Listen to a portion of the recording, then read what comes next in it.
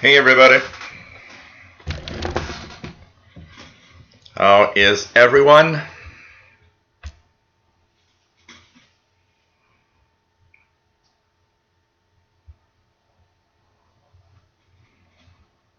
Checking out if everything's all right. And it does look like.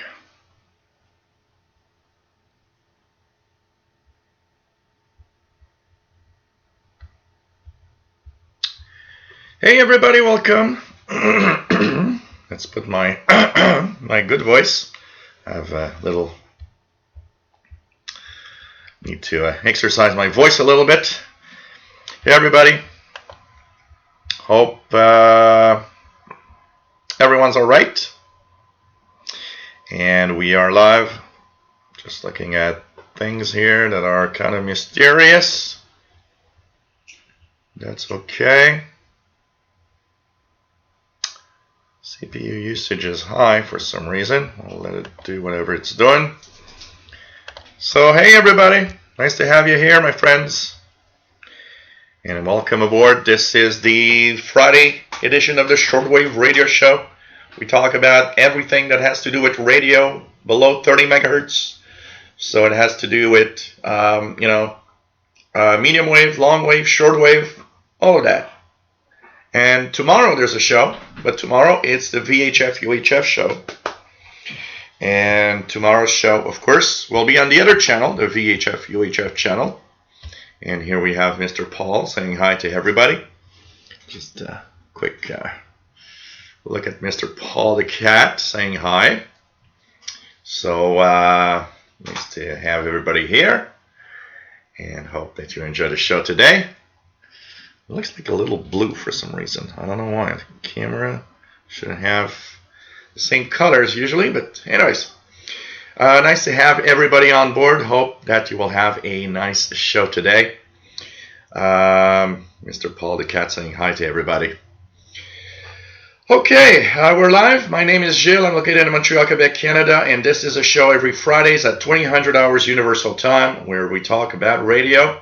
There's a beautiful chat room with beautiful people that are knowledgeable in radio, and you don't have to be knowledgeable. Maybe you're just learning radio and want to learn more. Well, we're here for that, and we're here to help you out. If you got questions, don't hesitate. We are here to help you out. So, in the chat room, we have Bobby Burgess. Nice to have you here from Morgan City, Louisiana, USA. WA5107SWL is the call. Mick, nice to have you on board from the UK. Nice to have you here. Shannon Harvey, nice to have you on board from Greenfield Park. Nick Amendel from Romania, nice to have you here, my friend. And happy Easter. Oh, this is the weekend for Easter over there. Cool. Dijon, nice to have you on board from Germany. Michael Langer, nice to have you on board, my friend. And nice to have you over here. Matambali, nice to have you on board from Colorado. Here it's cool and rainy, and we even have some heavy rain from time to time. Lots of flooding going on around southern Quebec and even parts of New Brunswick and Ontario. I've seen a lot of stuff happening. So lots of stuff happening around here, I can tell you that. Paul M, nice to have you on board, Paul, from Argentina. So pretty cool. Going to a client in bus and watching your channel. Thank you very much. Fanny Xenakis, nice to have you on board, my friend. We have Matt from Denver, Colorado. Nice to have you here. What else do we have? We have William Helms from Florida. Nice to have you here. We have Brent. Nice to have you on board, my friend. I like this the time lapse. It's kind of fun. So Brent, nice to have you on board, my friend. And yes, everything's pretty cool. Spiral Architect, nice to have you here, my friend. PLF Radio, bonjour et bienvenue de la France. Toujours un plaisir. David Arden, nice to have you on board, my friend. Paul Mann, nice to have you on board, my friend. Dada Duden, nice to have you here, my friend. NL13851 from the Netherlands, nice to have you here. Fabio Quedos, nice to have you on board from Brazil. Dada Duden says on SDR, most regular radio channels seem to be on medium wave. Not sure. Bob T, nice to have you on board from rainy and cool Northeast Ohio. Richard Cook, hello there, nice to have you here, listening to Voice of Korea, 12015. I had a wee Voice of Korea on 11710 last week, one morning around, I'd say around 1400 UT, something like that. It wasn't very strong, but it definitely was there by the style of programming.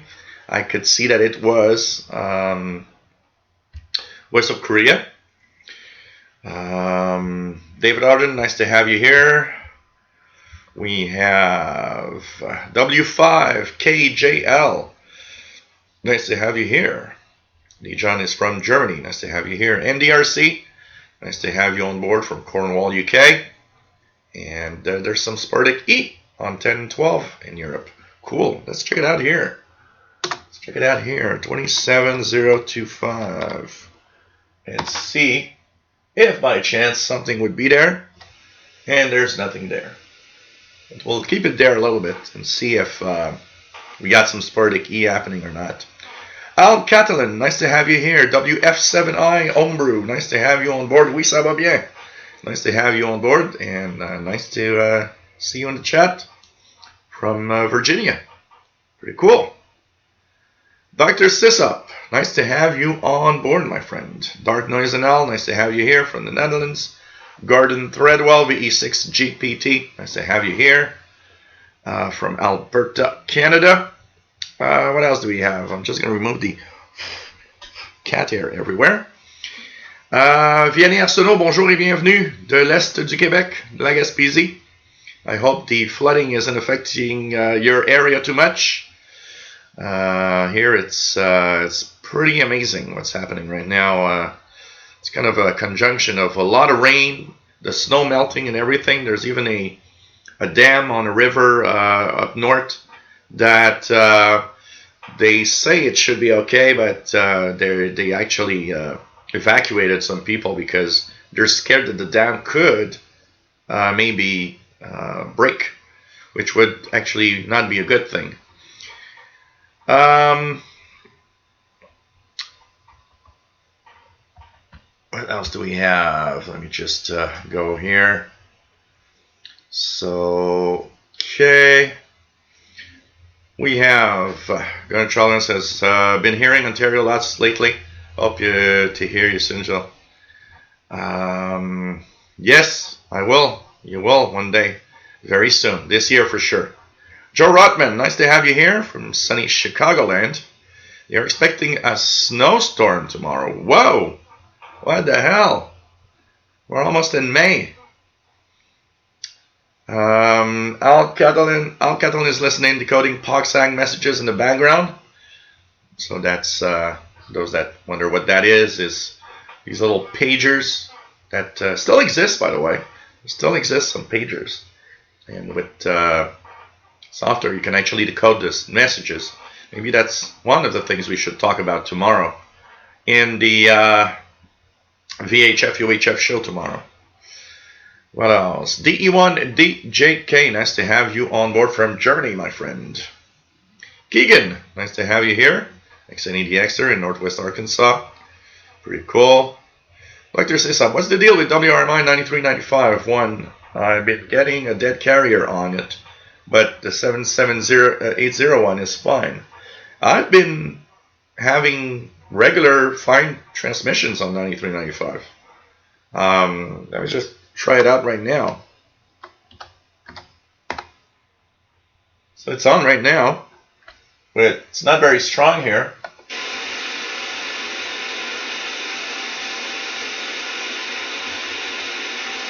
Just too weak to really make anything, but I've been hearing. Anybody else been hearing weird stuff on 93.95.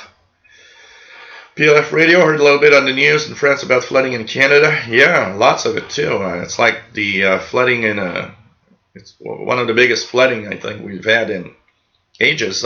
There's some places that actually have seen flooding, and that, there's I studied it yesterday. I think there was a guy been living there for 45 years. They never had flooding ever. It's the first time. They're just amazed that there's flooding happening now. Andy Coley, nice to have you here. Mike Kane, nice to have you on board. My friend, happy birthday. Happy birthday, Mike. 67th birthday. Still young. I had my 50th last month. Brent is from Brockville, Ontario, Canada. D-Gen says received a QSL from Voice of Korea a few days ago. Wow. I need to try that. I want one. Voice of Korea QSL. I wrote to Voice of Korea a lot in the 80s, which back then was Radio Pyongyang, before they changed their name. And I never received anything ever. What else do we have? Richard Kogsgod does not have 93.95, but he's got 77.80. Okay. Dr. Sisop, what is on 3300? I hear Dead Carrier on it, but in sideband I hear Tone on it. Not sure what it is. Are you sure it's not a local signal or interference, just out of curiosity? If the signal level stays steady, it could be a local signal coming from one of your devices. Because, I don't know. 330. If you got 3330, you might have CHU Canada time signal, but that's 3330. And you're on 3300. Brian Penny, nice to have you on board, my friend, from Cape Cod, Massachusetts. Dijon says, since Voice of Korea changed their summer frequencies, it got in very clearly in Bavaria, Germany. Cool. David Bravo, nice to have you here, David, from New York City. Mick Mayakovsky, nice to have you on board, Nick. Pretty cool.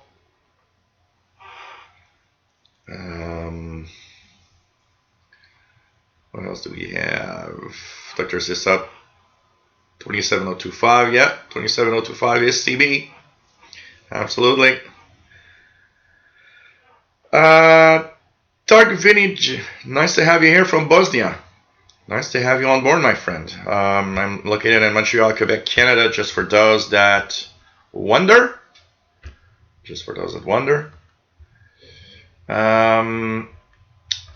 What else do we have? D1DJK received last week 2 stations over 10,000 kilometers away, just with the S350DL and telescopic antenna. Radio Filipinas and BBC Radio from Singapore. BBC Relay from Singapore. Pretty cool. That is pretty cool.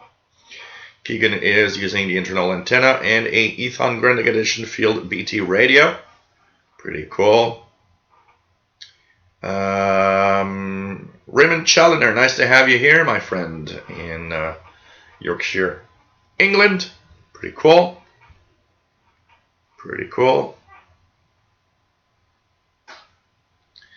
Dr. Sisop says CHU on 3330 and 7850 been coming in good, not the 14.6. Yeah, 67. It's 14.670.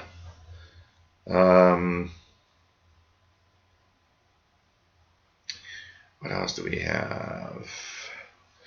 Revelda 65, Redelva 65. Nice to have you here, Redelva 65. Matt says snow in May is becoming routine in Denver. We didn't have any last year, but we did each May for the preceding 5 years. Wow. Here, snow in May is not impossible, but it doesn't happen very often. Bobby Burgess says new FLDG 4.1.03 released with 4.1.04.01 at alpha stage. Cool. Gregory Brennan, nice to have you here, Greg. Rob Fiducia, nice to have you here. Pretty cool. Dr. Sisop says WWV 2.5 not been coming in here, or the 25 megahertz. Yeah, 25 megahertz I haven't heard in a long time. Typically the maximum usable frequency was way too low to support 25. And for me, 25 megahertz on WWV is something that I get in the winter time mostly. Dark Noise and L says, I heard some weird tones lately. I saw a spike moving like a Night Rider light from left to right with a weird tone. I'm wondering what that was. I even recorded it. If you saw a spike coming from the left to the right, you're probably hearing a iono sound. These are kind of a, you could call it kind of a radar that checks the propagation conditions of the ionosphere. And typically on an SDR, it's kind of cool to see one because you see it moving across the spectrum. And sometimes I follow it and I see how far I can receive it before it fades away. So these are kind of nice. And they are there to actually create these propagation maps and knowing what is the maximum usable frequency, for example, on the ionosphere. And there's a lot of them. I mean, in the evening, you'll hear a lot of them for sure. Rufus Newt, nice to have you on board from the soggy Laurentian Valley. Yeah, it's quite wet. Really amazing conditions weather-wise. D1DJK, this week we mixed conditions. Where mixed conditions started the week. Great reception with band opening on CB, and today I have so much noise. Not much DX possible tonight. Noise. Brent's having very poor DX conditions today here in Ontario. Lots of noise, more than usual. For the last hour and a half before the show, I was listening to a ham station from Ireland, coming in really well from Northern Ireland on 14275 in the 20 meter band. And I was just using the XH Data portable just with the telescopic antenna, and it was really strong. It was like I just left the radio there on 14275. I tuned around the bands a little this afternoon, and it was kind of, apart from that, a couple of frequencies of religious stuff from the U.S. stations, and that Supreme Master TV broadcast on 15770 that comes in rather well here. There was really nothing much. I tried listening to BBC French on 15490, and it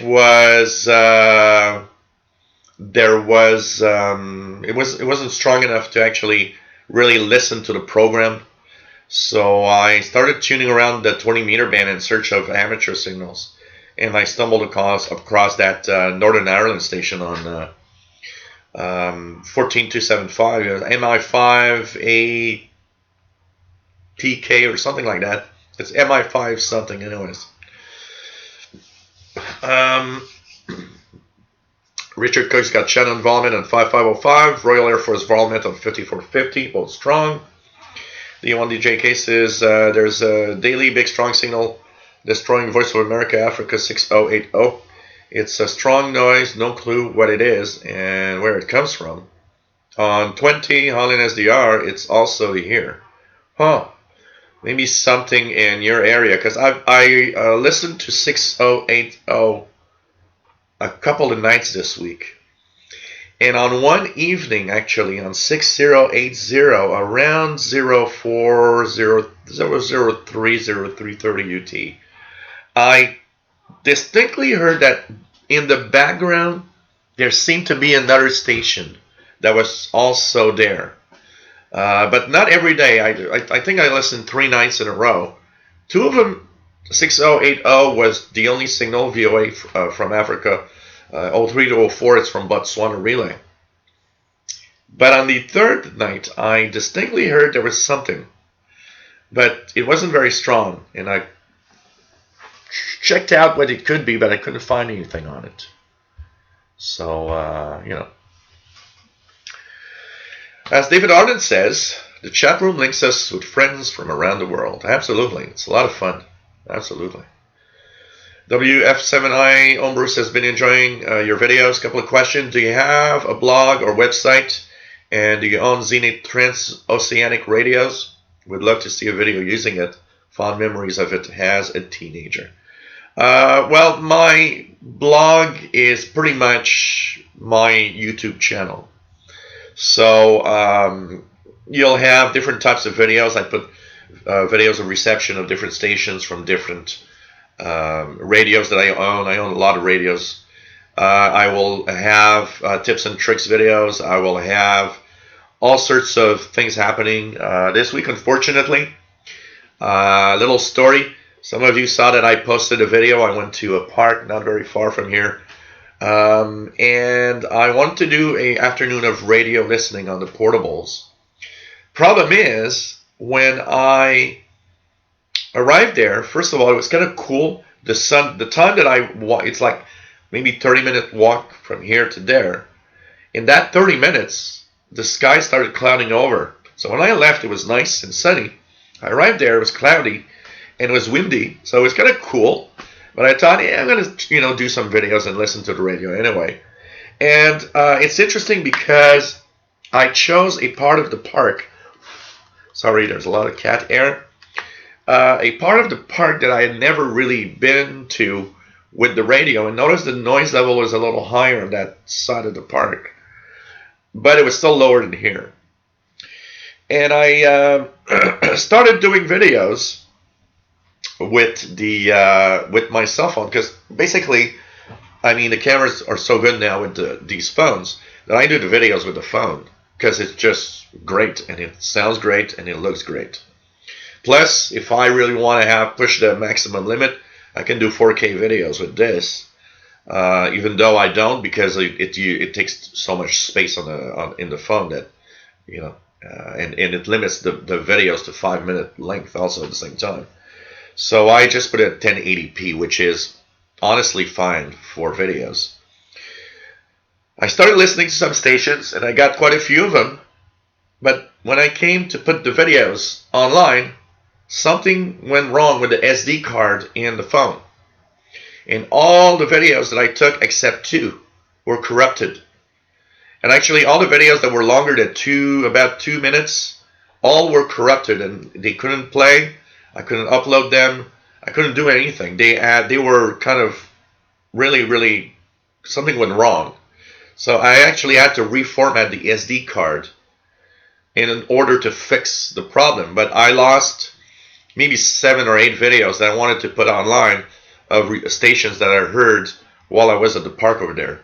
So that was kind of a bummer because I thought, okay, I lost all the videos. But you know what? It's okay. I mean, I think it's Thursday of next week. I saw it's going to be like close to 70 Fahrenheit. I probably will return to the park on that day and do some videos again and do some radio listening. I want to use some of the beautiful days. And this summer, by the way, on the channel, you will have a lot more content from outside and from different parks and different places. Not just Perry Island, which was the place that I would go to. I'm going to go to really a lot of different parks. And, at the same time, I thought it's going to be cool. We'll have radio videos, but at the same time, you guys will see what Montreal looks like a little bit from different places. So I think it's going to be a lot of fun. Anyways, I'm waiting for that warm spring days and warm summer days to happen to do this for sure. So it's really a lot of fun. And so basically the blog and the stuff that I do is here. And on the official VHF, UHF channel for everything above 30 megahertz. Tomorrow, 2000 UT, we're on the other channel. We're going to talk about everything above 30 megahertz, scanner radios, police scanners, or whatever. And we're going to go through the different... we're actually going to talk about something. I will talk a little bit about it here. But tomorrow we're going to talk about it in the aspect of above 30 megahertz. Sheldon sent me an interesting article or a link to a website from the government of Quebec that has to do with radio radio frequencies, radio transmissions, and the possible or whatever effect on the human body and on cancer and stuff like that. It's quite interesting. I started reading it, and we're going to talk a little bit on that aspect here about what's happening on the below 30 megahertz aspect of that. But tomorrow we'll talk about the above 30 megahertz aspect, because the higher you go in frequency, the more energy the radio signals have on those higher frequencies. So they have, the higher you go, the more effect there could be on the human body. And that's why your microwave oven actually cooks stuff. Let's go down. Mr. Polycat going on the chair to sleep. So we're going to go down as fast as we can. And also something happening Sunday morning. We have a special show Sunday morning.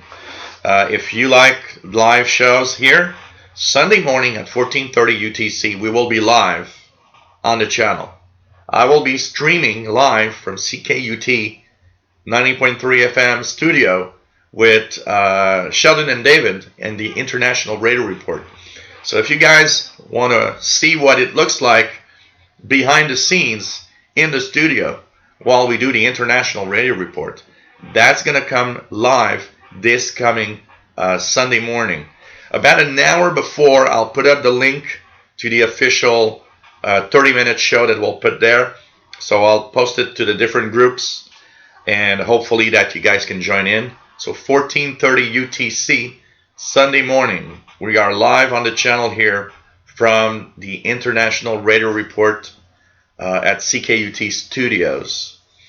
And by the way, we'll have also a little bit of talk of CKUT. If you enjoy the International Radio Report, please consider doing a donation to the station. It's fund drive time, so of course they have a goal of getting $50,000 to maintain CKUT on the air and help out with the stations. I mean, a radio station costs a lot of money to keep on the air. So now it's that time of the year where they ask for your support. So if Sheldon, if you want to put the links to the funding drive with fund, I believe it's funding.ckut.ca that you can go to directly and help out and maintain not only CKUT on the air, but maintain a station that also is, as the courtesy of having the International Radio Report on the air, and it's something that's kind of cool. So if you guys want to make donations, you know what? Consider that any donation that you would make to me this weekend, well, if you feel like it, why not give that donation this weekend to CKUT and help out the station? And of course, make sure that you mention the International Radio Report when you give a pledge, so that everybody knows that it comes from one of the greatest shows on CKUT, that the International Radio Report on Sunday mornings.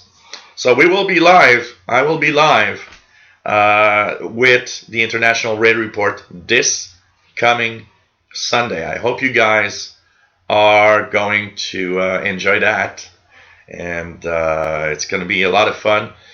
2 ways yet. I'm not sure yet exactly on how I'm going to set up. 2 things I could do. One is bring the laptop and the camera that I'm using here. The other one is streaming from my phone, which would probably work well also. So I'm not sure yet what solution I'll use. But I'm thinking maybe the computer and the camera might be a better option. So anyways, you'll see the show live, and not only you can listen to it live on via the CKUT webpage on streaming, but you'll be able to see what it looks like while we do the show. So we're going to have to look nice for Sunday morning. Rob Fiducia says, thank you, Gilles. My previous YouTube nick was Walkerbot39. Ah, okay. Cool. So, cool. Welcome aboard, Rob. Yeah, sure.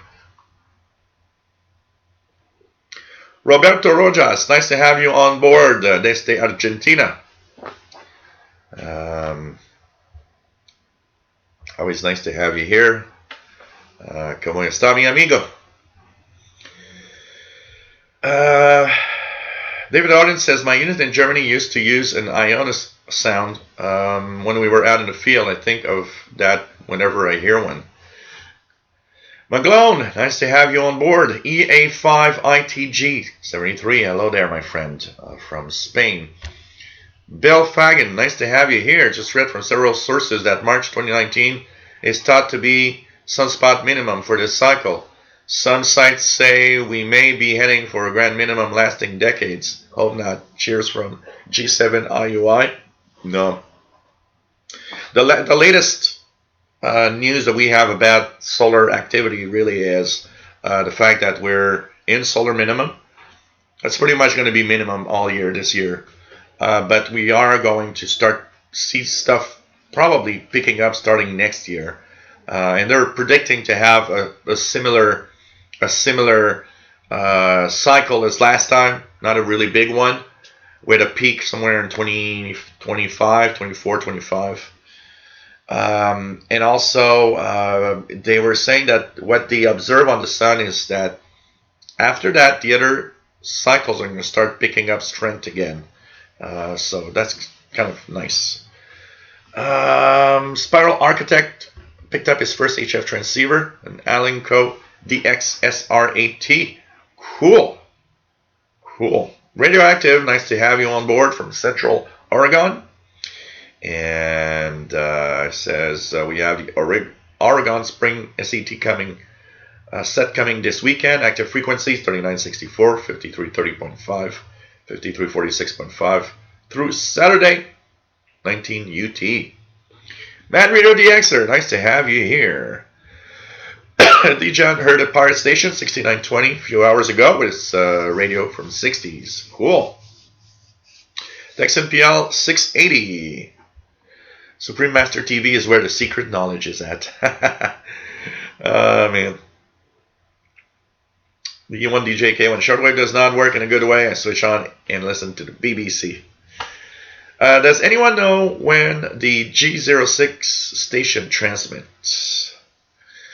Is that a number station? You can check Preom website. Nick Mayakovsky says, heard a strong Spanish station under CJ 800 last night. Wondering if it was my first Mexican medium wave station. Xerox AM. Could not identify.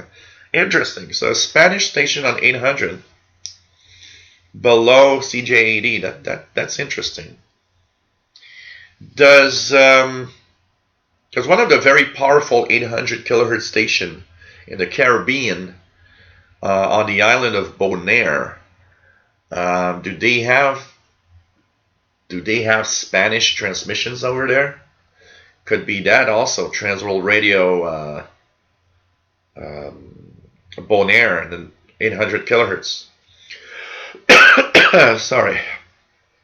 Dark Noise NL says this week he built a simple 20 meter quarter wave dipole, inverted V, without balun. I added a coax connected to the RTL SDR dongle. Was able to pick up a Canadian ham by the call VE1CHW. Cool.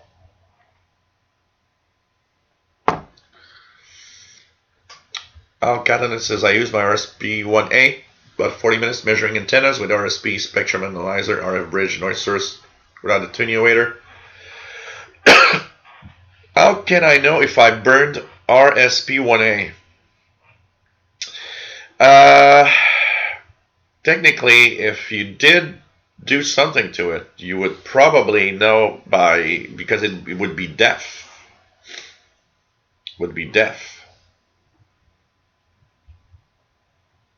So I don't know if you're having problems with it or not. That's something. You just missed it at 1930 UT. Brent says, I envy anyone who lives in low noise area. The RFI here is unreal. I've started doing the expeditions with good results. You know, I'm moving a lot from here to other places for the same reason. Too much noise. It's getting crazy. Alan W., nice to have you here, Alan, from Ireland, where we are being battered by Storm Hannah. Hopefully my antennas will survive the night. Hopefully. Here we're a pretty good storm also. Daniela, nice to have you here. Last night picked up 1 kilowatt CKNB, 9:50 a.m. in Campbellton, New Brunswick, where you grew up, on an SDR located on the west coast of Ireland. Wow, cool. That's nice. That's nice. Vancouver Island DXer, nice to have you here. Brian, VE7AUL, 37011SWL.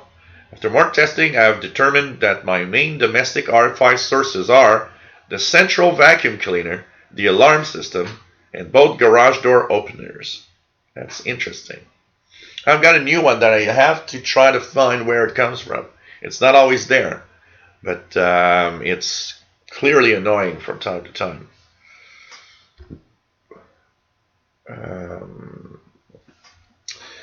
What else do we have? Hot Cotton says also connected my RSP1A to a handmade mag loop antenna and variable capacitor. RSP1A still works, but I wonder if I might burn the front end. Yeah, the best way is if it's the best way is really to compare it with another radio, to just check the signals you hear, and if they're at the same strength. But usually, if you burn the front end, the radio will be totally deaf. You won't even receive a signal at all. You won't hear a thing. If you hear something, I don't think you burned the front end. Joe Gomez. Nice to have you here, Joe Gomez. What do you think of WebSDR for those who don't have proper equipment to listen otherwise? They're great. I mean, there's two things about WebSDRs, and it's one of them is the fact that if you don't have a radio, it's a great way to get acquainted, and it's a great way to have an introduction to shortwave.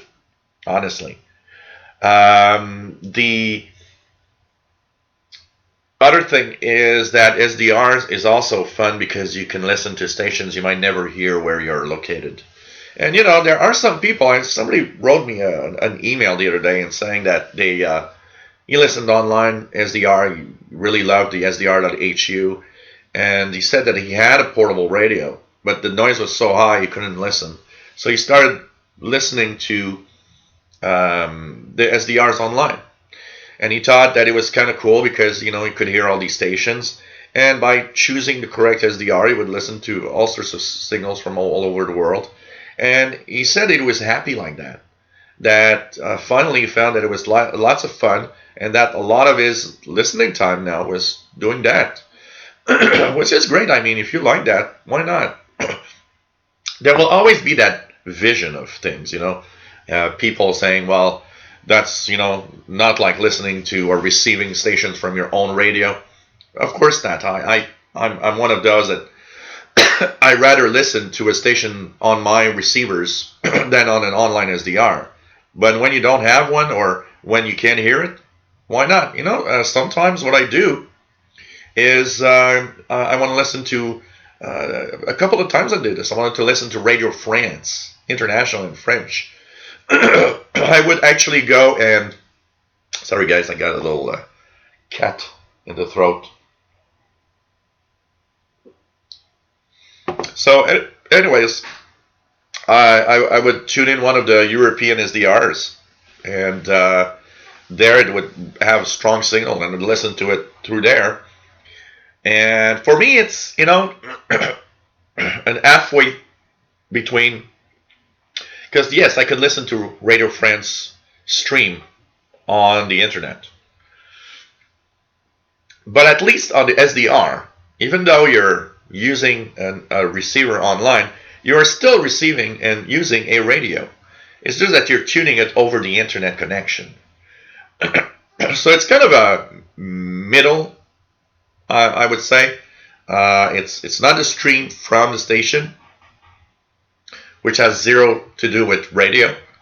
And of course, you're not getting it at home. It's not listening to it on your favorite receiver. But at least you're still tuning a radio. It's just that you're tuning a radio somewhere else to listen to it better. Oh man. Yeah, a lot of compression on the cable signals, absolutely. What else do we have? Girolamo Savonarola, nice to have you on board, my friend. Eddie Essex, nice to have you on board from Sarnia, Ontario. Let's try to go down a little faster to catch up with everything. So we have Nick Mayakovsky, CKNB, good find. Broadcast using 10 kilowatts at night. Wow, pretty cool. Pretty cool.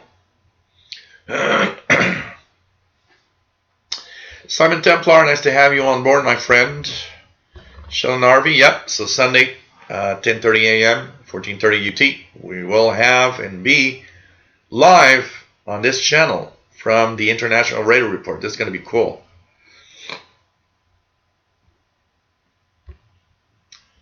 Robs is going to be here Sunday. Looking forward to the Sunday show, says Brent. Radioactive Sejol, having videos from different parks around Montreal sounds really fun. And watching you at CKUT Sunday will be awesome. Thanks. I think it's going to be a lot of fun. So yeah, 3 shows. One will be short. The International Radio Report one will be about 30 minutes. Will be the 30 minutes of the show. We'll start the stream pretty much dead on 14:30 UT and end it at 1500 UT. So Vancouver Island DXer says this week I got Rig Expert Antenna Analyzer. With this device, it only takes me a few seconds to do what used to take me hours when working with conventional meter and graph paper. Technology.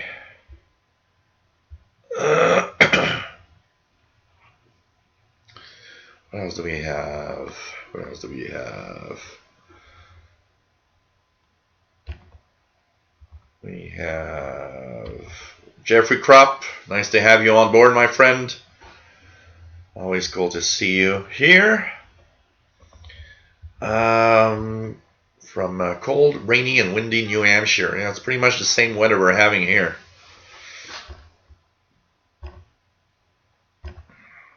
Yeah, nothing on 27 here either, Dr. Sisop right now. Danny, Shortwave Radio DX, nice to have you on board from rainy and cool Yonkers, New York. Fanny Zanakis says, wow, powered radio on the air. D1DJK 9920 works great. Radio Thailand. It's a German program. Mickey Delmage, nice to have you on board from Sherwood Park, Alberta, Canada. Radio Romania 13650. Let's check it out. Here we go. Area. We have forests. Pretty good. We have salty marshes. We have floodplains. So we have a plethora of birds. We have cormorants and several kinds of egrets. We have plenty of bird watchers too. Some come to watch the specific birds. Pretty good on 13650. Art photography. We have Radio Romania. Watching blinds all around the pond. Komana Park is home to the black stork, Ciconia nigra. To protect them, experts with the Romanian Ornithological Society recently organized an auction to plant a special species of oak. It's a little weaker, but it's also on 11850, 13650, and 11850. Black storks use Komana nature. For Radio Romania 13650, pretty good signal.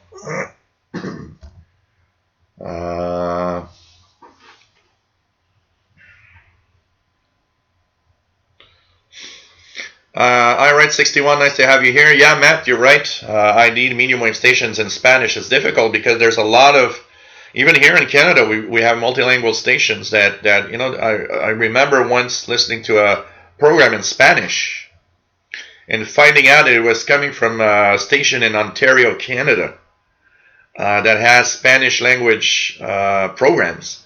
And I thought, oh, okay. I thought it was, you know, something exotic. No, it was Ontario. So I'll be okay on Windows 7 for a while. It actually works with Windows 10 here, that desktop, but the problem is Windows 10 it has a very crappy graphics adapter. And on Windows 10, the HDMI out doesn't work. So I need to upgrade the graphics adapter to reinstall Windows 10 on this thing. For now, it's not a necessity. It's an old computer, so, you know. Yeah, no more shortwave from Bonaire, but they do have that 800 kilohertz medium wave station that is very powerful in the Caribbean. They're still there on 800 kilohertz medium wave. Mick says 126 viewers at the moment, only 30 thumbs up. Disco Biscuit, nice to have you here, my friend.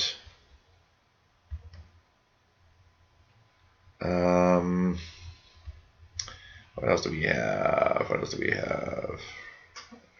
Yeah, if it freezes, just refresh the browser.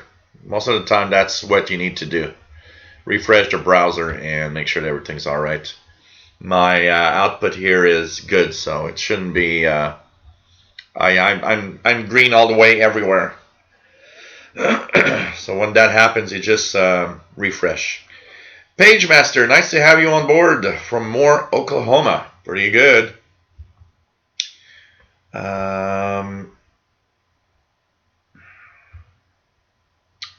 Let's go down. Ray Erdink, nice to have you on board from the UK. Pretty cool. Richard Cook has a Parrot on 6290 playing music. Cool. Joe Palu, nice to have you here. KB3LUE. Nice to have you on board, my friend. EA3JZL, nice to have you on board from Spain. Pretty cool. Madrido DXer says I also use WebSDRs even if I have the equipment for DXing. I can listen to stations I know I can never receive over here. Absolutely. Epimundo, nice to have you on board from Argentina. Pretty cool. Ralph the Brick, nice to have you here.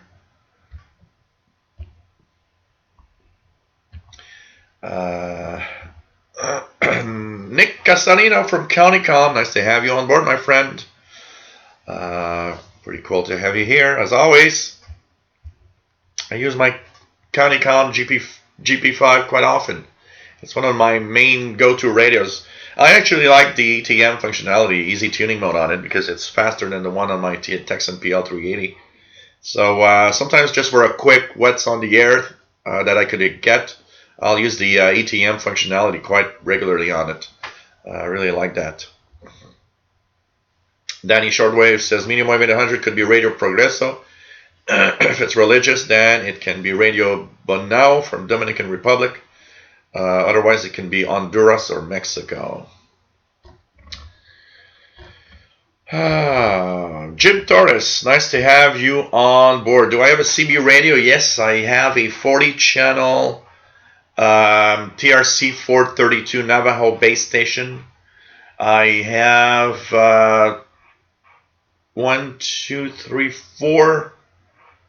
40-channel transceivers for walkie-talkies.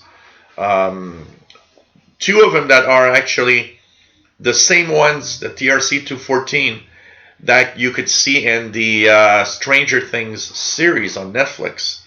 In the first year, some of the talkies they actually use are TRC 214s that I have here. I have actually a pair here with 3 channels. And I've got 2 40 channels talkies also that you keep, but I don't do a lot of CB. There's not a lot CB radio anymore, really.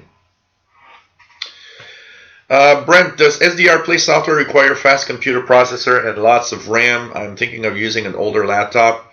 Look, it's the SDR Uno software here that runs my RSP1A.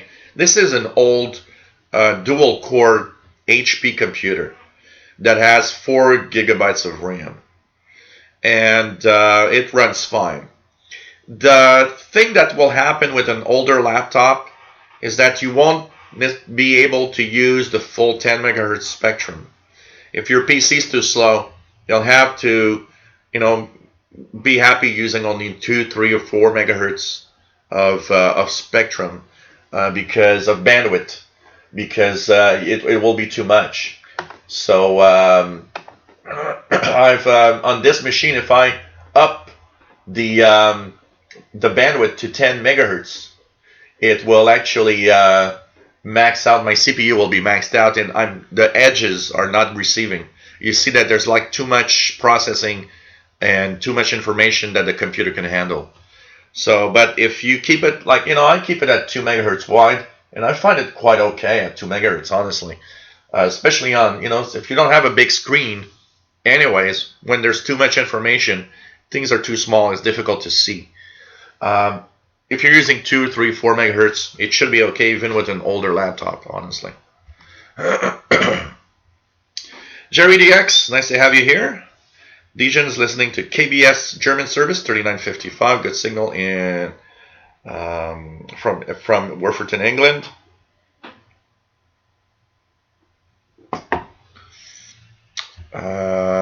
Sheldon Harvey says usually the strong signal heard under CJAD and 800 is Transworld Radio from Bonaire. That's I had one occasion when CJAD went off the air. I don't know, like 15 years ago they went off the air, 15 or 20 years ago. They went off the air more than 20 years because I was living in the other place before here. And I remember they turned off CJAD one night for the maintenance of the transmitter and antennas. And I thought it was the time to DX, and I had stayed up past midnight so that I could actually hear what was on 800. And I remember distinctly hearing Transworld Radio on the frequency up here in Montreal at the time. And I was like, I was jumping up and down. I was like, wow. Because TWR Bonaire is very strong. I don't remember the power they use, but they're pumping a lot of power in that AM frequency. Apparently, it's one of the 800 kilohertz from Bonaire is heard all through the Caribbean. Mr. Radio Robot, nice to have you on board. And having beer, mine's a pint of IPA. Cool. Indian Pale. I'm not fond of IPAs. I find them a little too harsh.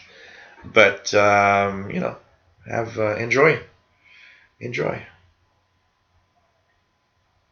The M1DJK with DR is great to compare what you receive at home with your own equipment. That also is fun. You can compare what you hear.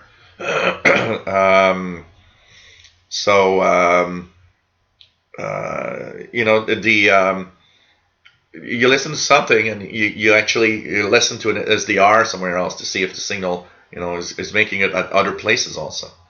Brent just received news alert that Montreal declared a state of emergency as flooding worsens.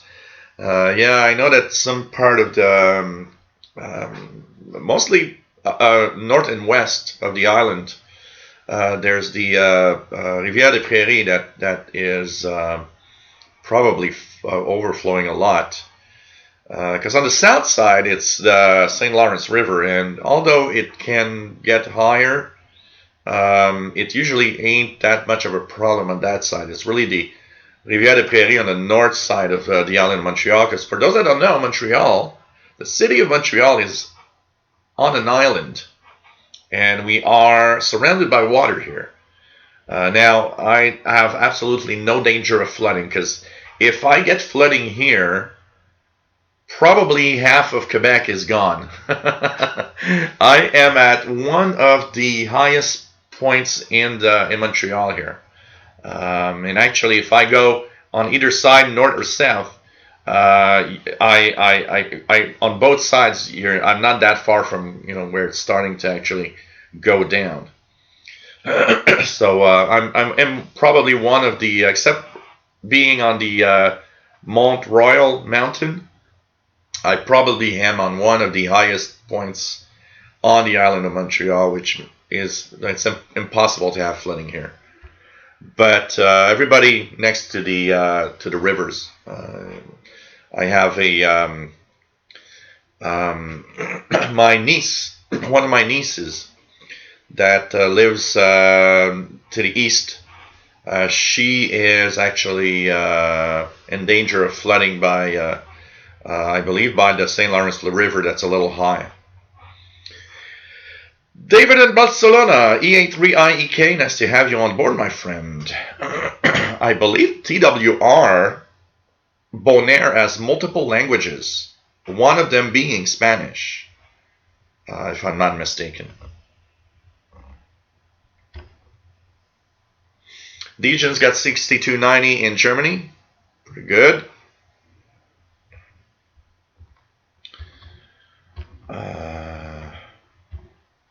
What else do we have? Let's go down. By the way, like number 33 is mine. Bobby's listening to the International Radio Report right now on CQUT's website.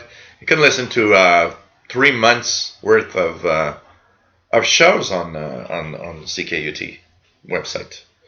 Rob the Brick, guys, keep a listen out on 6765.1 Bangkok Meteorological Radio. Listen for the chimes. Not live now, but has been recently here in the UK. And that's one I would like to hear. I don't know if they have a transmission at a time where I can actually maybe listen to it. One station that's been making it really well lately is Radio New Zealand, that I've been picking up with a decent signal at 0300 on 13840. It's been making it quite good. It's nice to have it back. Yeah, that's what I taught Sheldon. Bonaire has Spanish and other languages. It's multiple languages on that frequency. But they do have some Spanish. I remembered that they had Spanish on it. Dr. Sisop says 880 from Miami coming in early here. Soon WCBS New York will override it. Wow. Mr. Radio Robot 6170, Radio Romania Loud, and the Radio the Works van here. Cool. Danny Shortwave says speak Spanish and sometimes have difficulty ID medium wave stations at times because they are not required to ID as often here in the U.S. So, and often they have these, these they won't say the call letters. They'll call, say a network name or whatever.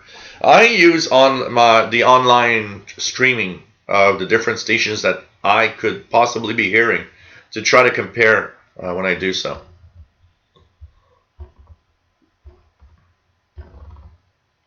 Alp Callan says, tomorrow radio equipment flea market close to Frankfurt. Can't wait to get there. That's going to be a lot of fun, man. You're going to go home with some stuff. Danny Shortwave needs to fire up CB radio. Want to hook up a 102-inch CB whip antenna. I got my 102-inch CB. It's on the floor here. I need to put it back up. I can tell you that. I really need to get it back up.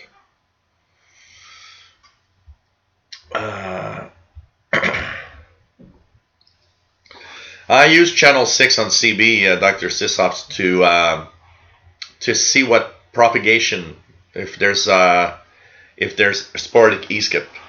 Joe Palu, not yet, but I promise this year I'll get it, but not yet. I will get it. You guys will be able to make contacts. So, Sheldon Harvey says TWR Bonaire listed at 440 kilowatts. Powerhouse. Wow. No wonder it makes it far. It's really. Carrier for 11635, which is the HM01 Cuban Lady. Anything here? Let's check it out. 11635. I've got pretty much nothing on. Oh, yeah. It's not very strong, but it's there.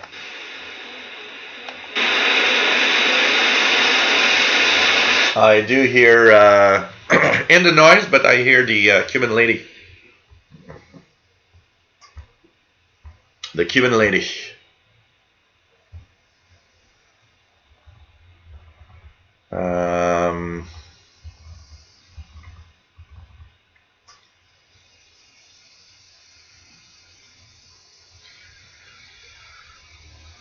The only JK problem. People who only listen to Brother Stereo have no problems with antennas, receivers, or DX.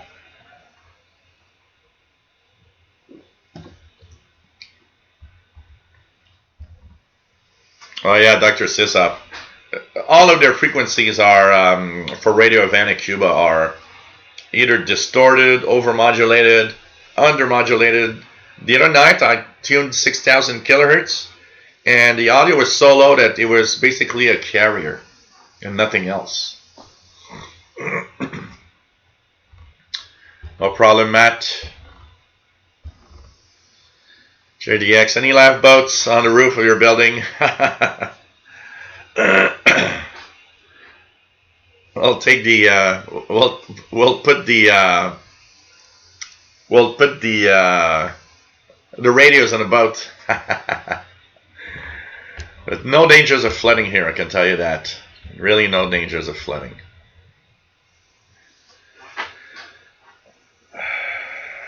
Anton Bali says Radio Havana, Cuba. 15370. Sometimes it's modulated as 7. Texan PL 680. Happy Alien Day. So happy Alien Day, I guess. Jerry DX says Channel 6 worked for a bit this morning.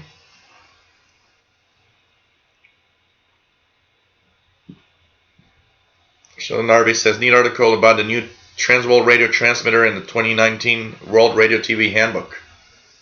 Cool. Cool. Richard Cook, 11610, old interval signal or something.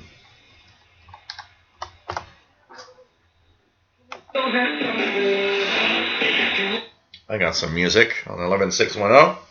Isn't that coming from 11610?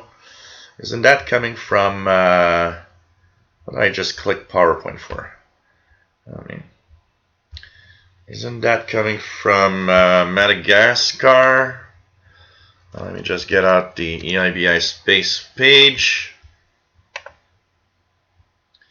and check out 11610. That is from, at this time, 21 UT. Yeah, medium Madagascar World Voice, the Light of Life in Mandarin. From Madagascar. On 11610. So pretty good signal here. PLF Radio has Greece 9420 with strong signal. Keegan says I've heard RHC on 12,000 overmodulated at first. Yeah, Dr. Sisop, the PL 880 660 680 has the same problem. If you got some local FM stations that are pretty strong, you get bleed over on the aircraft band, but I get bleed over on the shortwave bands a little bit. XH Data has the same problem for me. If I tune in the shortwave bands, like from about 5 to 8 megahertz, I hear bleed through of the FM stations on the shortwave. But it's, it's not bad. It's not bad as a as some other receivers that I have that really overload on the FM stuff. But it's there, it's enough to be annoying somewhat. Sometimes they're trying to listen. I was listening to an amateur radio station from France the other afternoon, and I had to position the radio in a certain way because I just had too much of bleed through an FM station that was interfering with that ham station. WF7I Homebrew has 11635, number is Lady Very Strong in Virginia, S9. Richard Cook says 11610 is KNLS from Alaska, that is rebroadcast via Madagascar. Matambale says Frecuencia Aldea on 15825 from WWCR. Let's try 15825 here. See how well it's coming in or not. I got nothing. That doesn't happen very often. I usually have pretty good signals off of WWCR. This is interesting. Weird propagation today. So that's KNLS 11610. 如果您寻求神的帮助，他一定帮助您。李基是美国南卡的一位工程师，过去8年来，在汉德瑞基运动汽车公司担任设计师。 I do get. 他从小热爱汽车，热衷开车，对。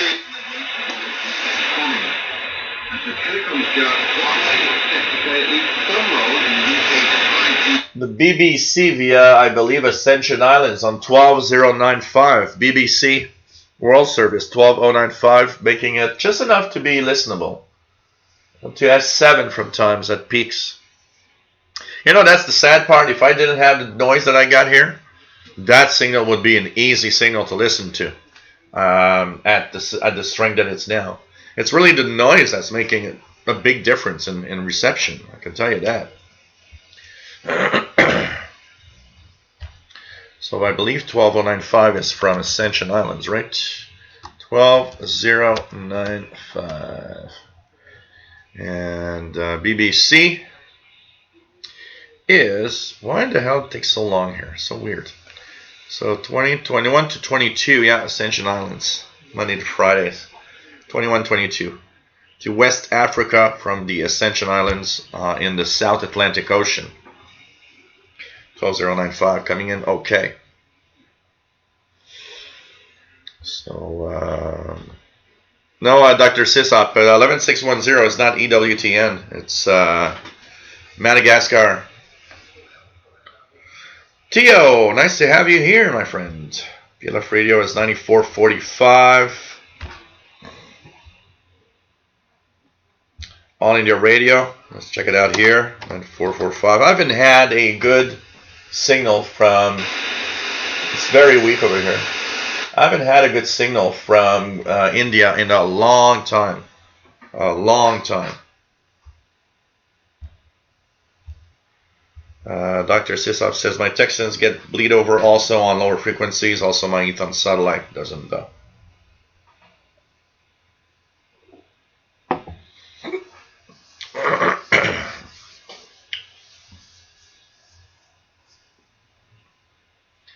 What else do we have? Richard Cook has Brazil on 9664.4. I was listening, by the way, for those that were listening, there was the, what was it, Tuesday night? Wednesday night? I was on the 24th. So it was Wednesday night. There was a rebroadcast of the Spectres of Shortwave documentary from Aminda Dawn Christie. She was it was actually airing in Toronto, and they rebroadcast the audio in Europe on 7595, and here in North America you could hear it via WBCQ on 5130 and 3265. I listened to it on 5130. It was coming in really well. And it's interesting because the 5130 kilohertz frequency on WBCQ is about 500 hertz too high. It's at 5130.5. Keegan has 9420 weak. Let's try Greece. 9420 for Greece is not too bad here. So here's Greece. 9420. Oops.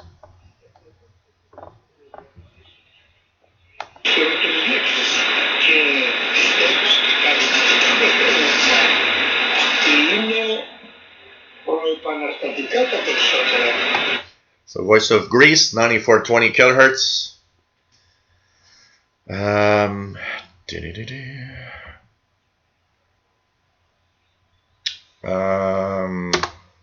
13845 is usually really strong. Yeah. Surgery on makes it usually worse. Different types of effects. It's interesting because the U.S. stations that I usually hear very strong are not as strong today. And that's WWCR, Richard, not WTWW, by the way.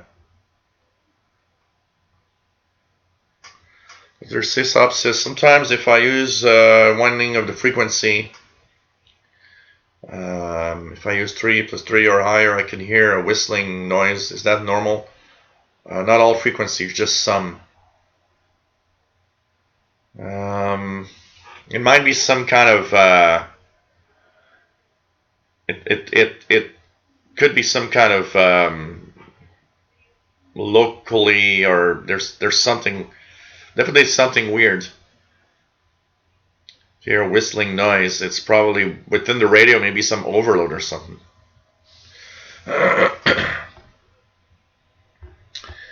Yeah, RFI is just crazy, nuts. I mean, so much noise in the bandstand. It's just crazy. PLF radar. Hey, Shitty Pyro 90, nice to have you here. Keegan heard the Cuban lady on 11-435 one morning earlier. Tambali now has HM01 stronger. Let's try it again just to see if the signal is better. 635. It's probably broadcasting to the west part of North America, because you guys on the west hear it better than me. PLF Radio 9740, Voice of America, very strong. Here 9740.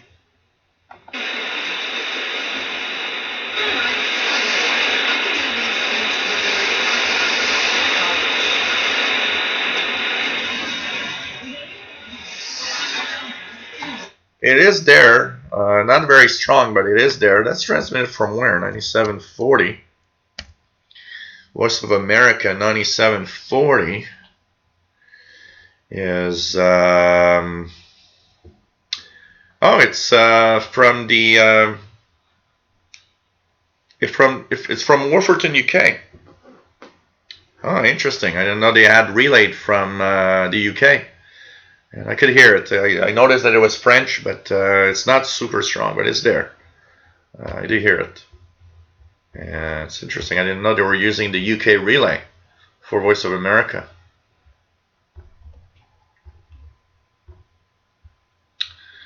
Mike, Hannah 261, nice to have you here. And yep, things are pretty cool. And nice to have you here, my friend.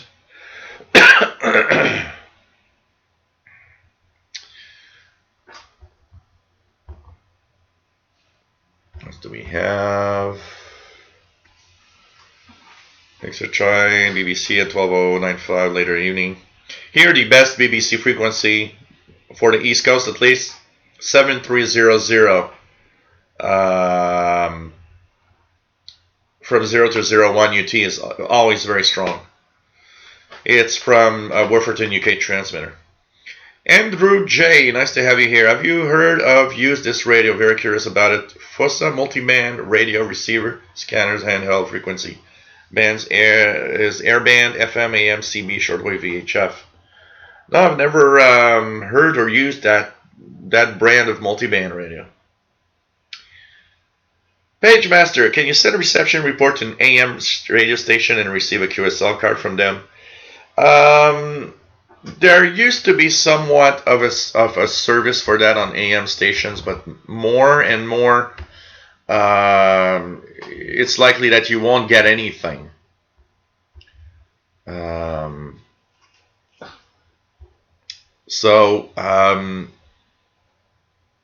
Basically, the stations won't either bother to answer or even send you something. The best chances you might have is to create your own QSL card, and make sure that you pay for the return postage and everything, so that they don't have to, because most of these stations now very strapped on cash. So In North America, you'd be lucky even to get a letter off of an AM station. Most of them don't. QSL. As Michael Danger says, very rare in the US to get QSL from broadcast and AM. Absolutely. Try 7780, 9395. 7780, it's a little early for that one here. I've nothing there. Oh, look at that. I've got, this is interesting. I got that buzzing thing here. I'm going to check something for 2 seconds, guys, okay? Because I noticed that there's some interesting noise and I'm wondering about something.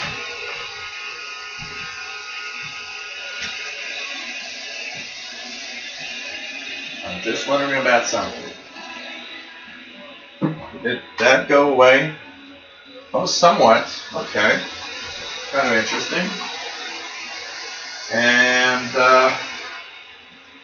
just doing some verifications here, guys.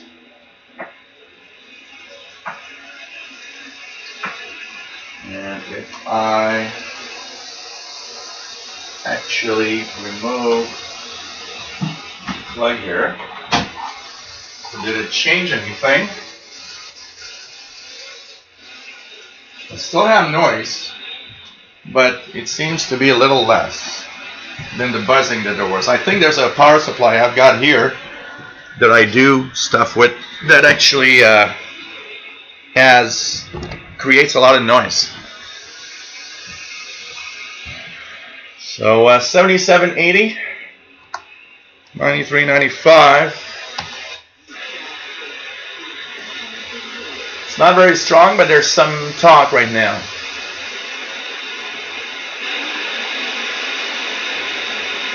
It's in the noise, but I distinctly hear some talk on 9395 kilohertz right now.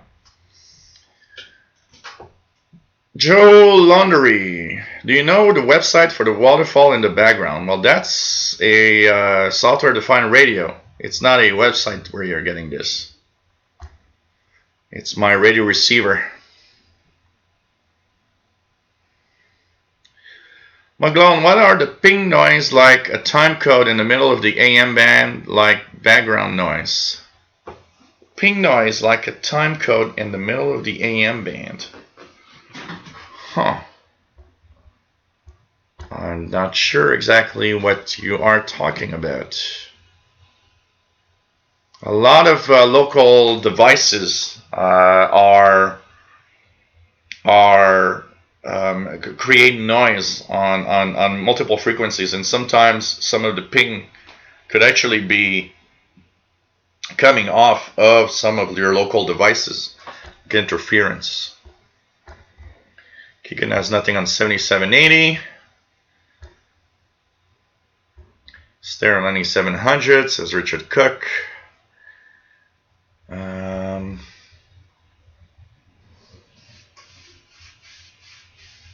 Michael Andrews says that's what it's all about. I think station managers frown on it as a waste of time and money. Yeah, absolutely. Because, remember one thing. It might be of interest sometimes for somebody to know, that they're being heard really far away. But, what they want is mostly to know the audience in the city where they broadcast. That's pretty much it. Andy Milonakis, nice to have you here. Yeah, the Counticon GP5, the only thing missing on that thing really is a keypad. If it had a numeric keypad, it would really be amazing.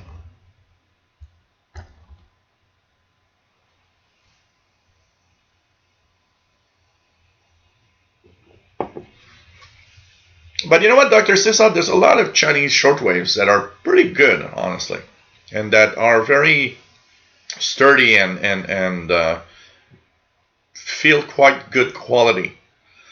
Honestly, my XH data, I have a nice feel of quality on the XH data. It's a pretty nice radio. It's getting more and more into creeping up to one of my favorite radios right now, the XH data, except for the AJC popping sometimes on a single sideband, you know.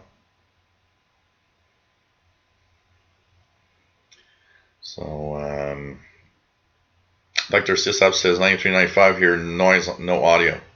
Well, you're not listening to WRMI, Dr. Sisap, because it's distinctly, I could distinctly hear that somebody was talking. I actually can hear it right now while the volume is really low.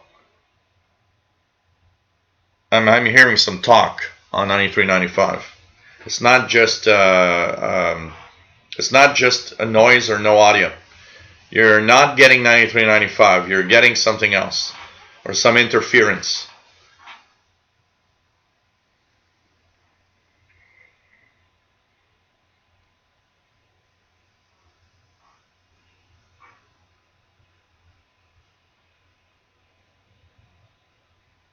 The noise blankers here don't work really well against the noise that I've got at all. I've been playing around a lot with that, the noise blankers and everything, and they have pretty much no effect on the type of noise I've got here, unfortunately.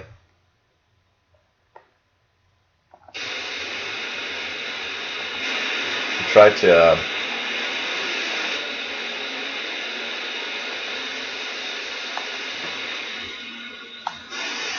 I tried to do noise reduction, noise blankers, everything, and it doesn't change much, honestly, for probably the type of noise that I've got. David Arden, in North America, medium wave QSLing is rare. You have to be content with either logging it or making a recording of a station ID. My beer fridge is interfering. Actually, I was thinking about the buzzing because I should have brought one over. I purchased on eBay a battery charger for the 18650 batteries. So instead of recharge, because now I've got 16 6,000 milliamp hour 18650 lithium ion batteries, because that's what they use in my XH data receiver. And the higher capacity doesn't charge well within the radio. So I purchased a battery charger for 18650 batteries. It works really well, but I could see that it's making a lot of buzzing while charging the batteries. So it's kind of cool.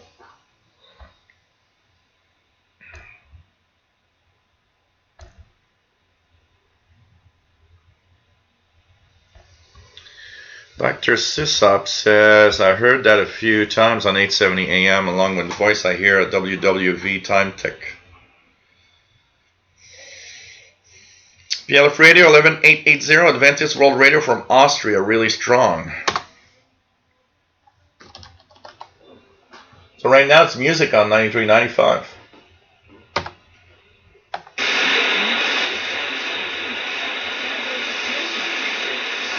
I am getting 11880, but it's not very strong here in Montreal, 11880.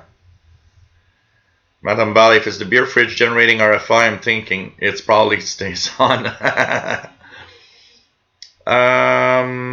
Al Catalan 4583 kilohertz RTTY 50 baud DDK2 transmitter in North Germany, Pinnenberg, for the ship's weather info. Please check if you can receive it there. It's too early for 4583 here. We still have a good 2.5 hours before sunset. I can try it out, but I won't be getting anything there.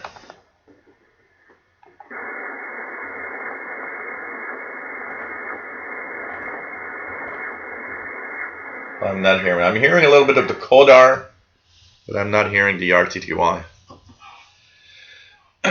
All digital modes in general, Dr. Sisop, are upper sideband all the time.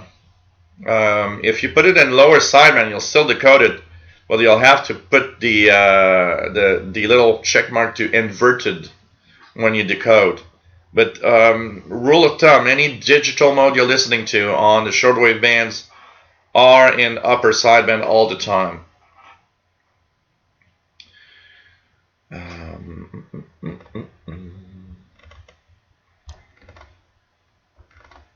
I did get the Germany Pinnenberg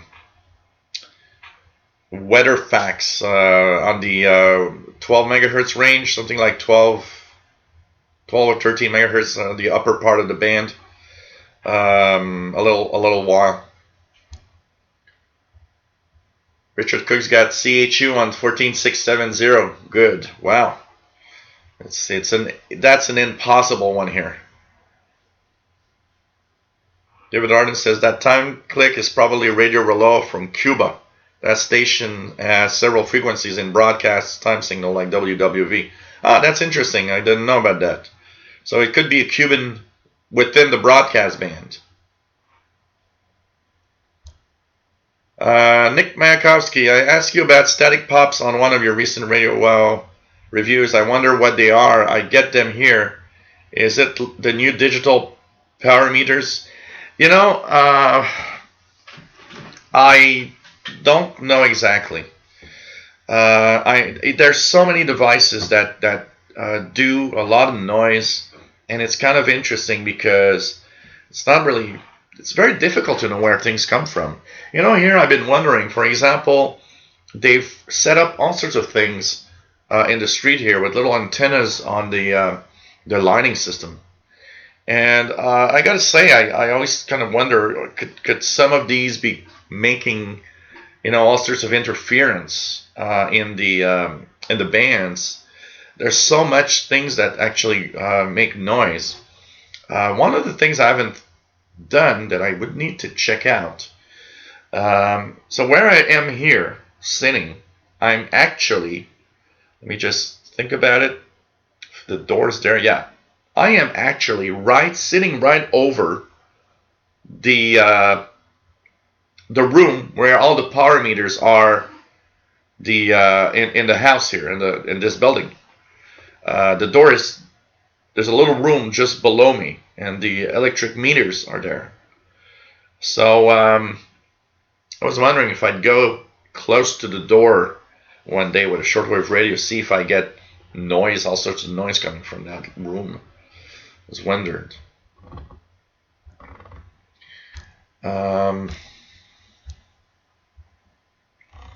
Matt says the internet era where station engineers can check reception themselves from online SDRs, QSL cards seems to be marketing tools only.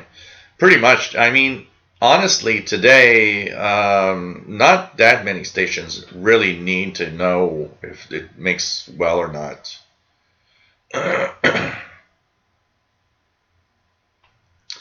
And it's, you know, it's more of it is probably more of a marketing tool.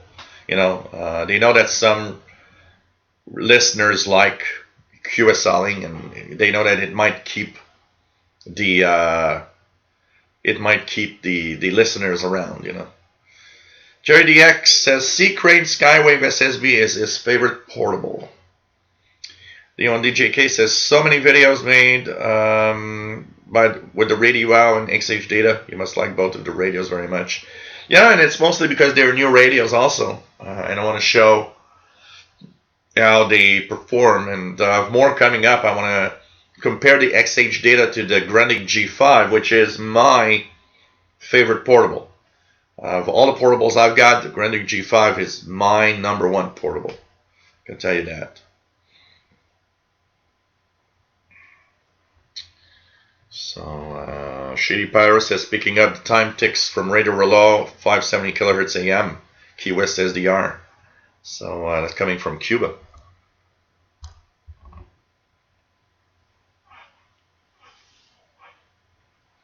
Because 93.95, I hear it pretty well. I never hear jamming. The only jamming possibility could be Cuba.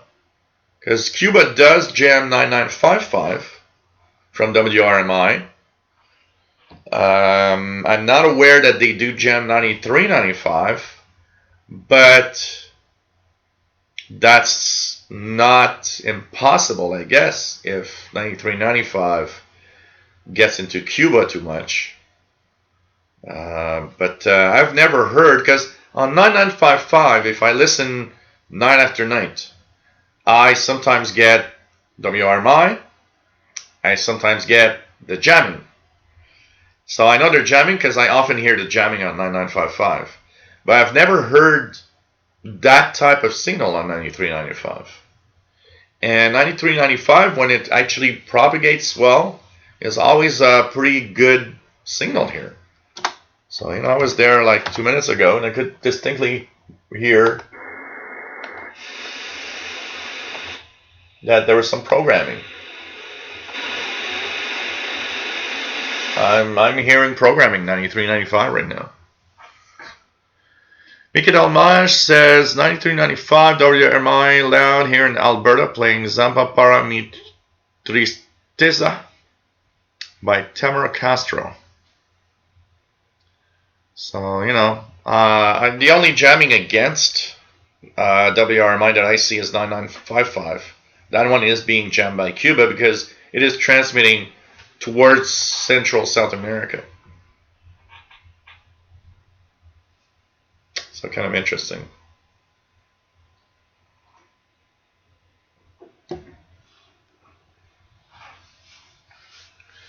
Dr. Sisop says, well, antenna is being for Florida here. Signal coming somewhere in Florida. I don't know, last 2 weeks this is going on. That's weird. It's really weird. No problem, Al Catalan. Always upper sideband for the digital nodes. It's a simple rule to always remember. Fast load. Nice to have you on board. Page Master, I have a general question to everyone. What is your favorite film about radios or anything about radios? I gotta say I like Contact with Jodie Foster. When they get that signal from space and build that travel machine. It's one of my favorite movies that has some kind of radio connection to it. The fact that she's, when it starts out and she's young and she's an amateur radio operator. And she's, then she listens to, to the stars. It's kind of cool. One of my favorite. Honestly, it's one of my favorite radio-related kind of movie. Terry Cook, nice to have you on board. KF7BQ.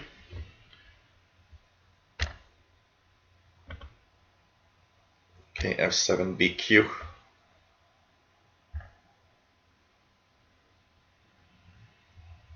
Brent, is anyone using a magnetic loop antenna? If so, are you pleased with the results for more difficult to hear stations? The magnetic loops mostly will eliminates a lot of different types of noise. So it's in some cases it's almost magic. But I have seen quite a few videos, and there are some people that have a magnetic loop antenna, and the type of noise that they have, it isn't making anything better. So I guess it depends on the type of noise you're getting at your area. And a lot of people in the chat room are using actually magnetic loops. Dr. Sisop, turned everything off in the house, nothing here interfering, and went down the road, took the Texan and Ethon, and still dead carry on 93.95. It's not local as signal bouncing. That is weird. Because here on 93.95 got absolutely no problem with it in general. It's weak right now, but I'm distinctly hearing some programming on 93.95.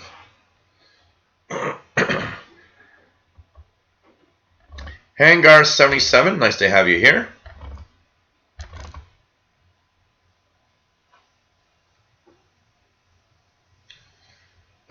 Joe Laundry says, check this out, guys. As the RDHU, you choose a city in the world. Yeah, we all know about that website. Thanks for sharing, Joe. But the SDR.HU It's a nice place.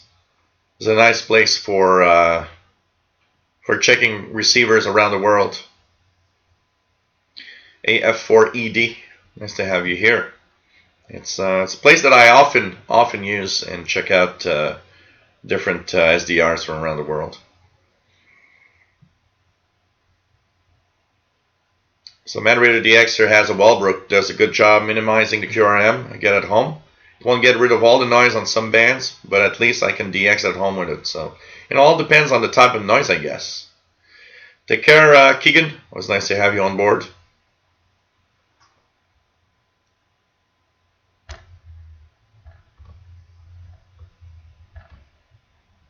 Today's Figures, nice to have you on board. Robert Prosper, nice to have you here. Picked up 85 stations on my county com out in the sticks in the past week. I should note all on AM broadcast. Amazing. You know, when you're in a low noise environment, it's crazy the amount of signals that you get. Bob Geist, nice to have you on board from Long Island. D1DJK, when it comes a new comparison with the S350DL, I bet that radio beats the PL600 in sound and sensitivity for sure. Actually, the sound, yes. In sensitivity, the PL600 is slightly better in my opinion. But in sound quality, absolutely. But PL600 is quite sensitive as of a radio. I haven't checked out the PL600 in a long time. I should also compare this PL600 and the XH data. Also, I need to. I started naming my new series "Battle of the Radios." And I thought it was kind of, Battle of the Radios. It's kind of fun. That's which one is winning, and I'll do a lot of comparing different receivers. And giving a winner. So if you guys want to check that out, I think it's going to be a lot of fun.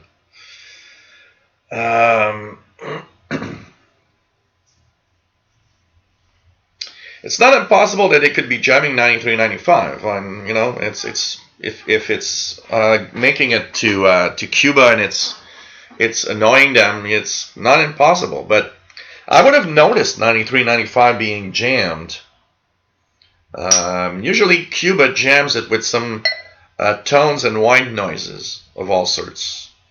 But here, 93.95, every time I picked it up, I'm listening to it quite clearly in the background right now. So it doesn't seem to be jammed or anything.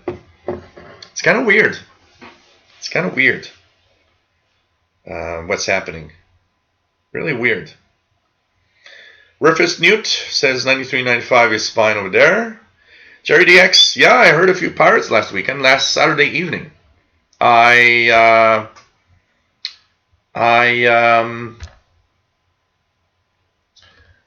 listened to Wolverine.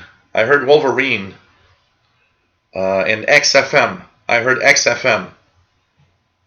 XFM was on 60.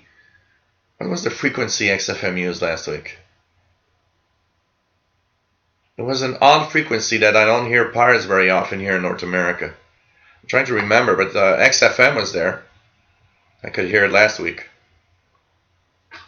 With a decent signal. PageMaster, have 3. Contact, frequency, and pump up the volume.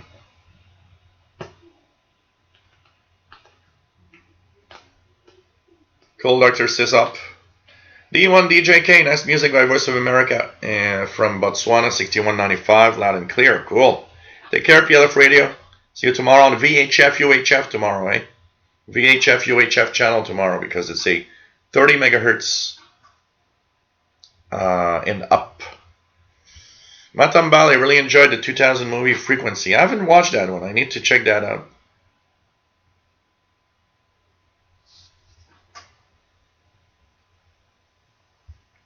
Contact, I love. Just love. I watched it about 2 months ago. I hadn't watched Contact in a long time. And decided to watch it again. Man, I love that movie. Degen says he's using a mag loop. For me, it's great to receive WMR 7780, which I can't receive otherwise. So, kind of interesting. Callan, just one more question. I have a PCB loop antenna for 3.56 megahertz RFID. I didn't get a dip into the spectrum analyzer because it's a loop antenna. Even though it's a loop antenna, you should still receive stuff. 13.56 should have stuff. I have stuff all the time there, different tones and beeps and stuff. It's very weird. Yes, Sheldon, absolutely. Always time for a plug. And let's add to that plug. Of course, the Canadian International DX Club, a great Canadian radio club, has a monthly bulletin called The Messenger. And it is a fine publication. Let me just show you guys the April the download, the April 2019 Messenger, and here it is, the April 2019 Messenger. So it's a nice publication with all sorts of information about radio stuff. You can get a free sample copy. Sheldon will be happy to send you one. CIDXclub@yahoo.com, CIDXclub@yahoo.com. This is what the April 2019 cover, the Canadian International DX Club. You'll have such great columns as Managing Editor, Headquarters Report, Board of Directors Report, Broadcast Band, very interesting, The World of Utilities, Arctic and Antarctic DX, Logbook, Free Radio Scene, DX Listening Digest, Shortwave Radio Resource, DX Program Guide, Potting Along, Technical Topics, Ham Radio News and News, CIDX News and Notes, What's News, and Propagation Reports. All sorts of really cool information. Of course, great little magazine to get.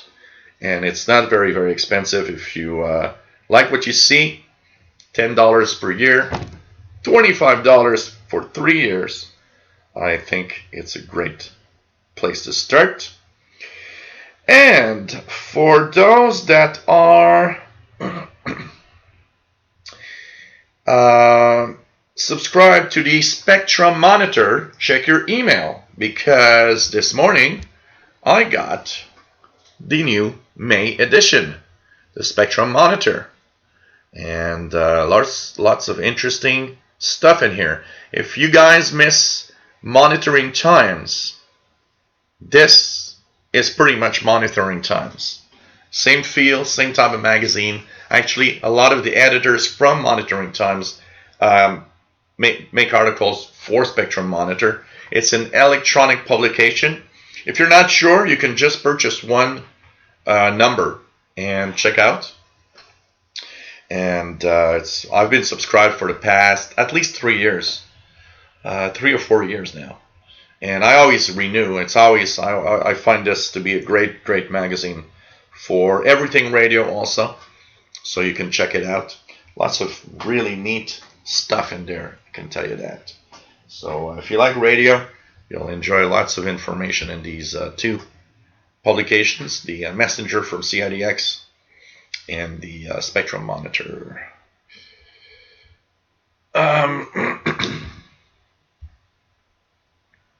What else do we have?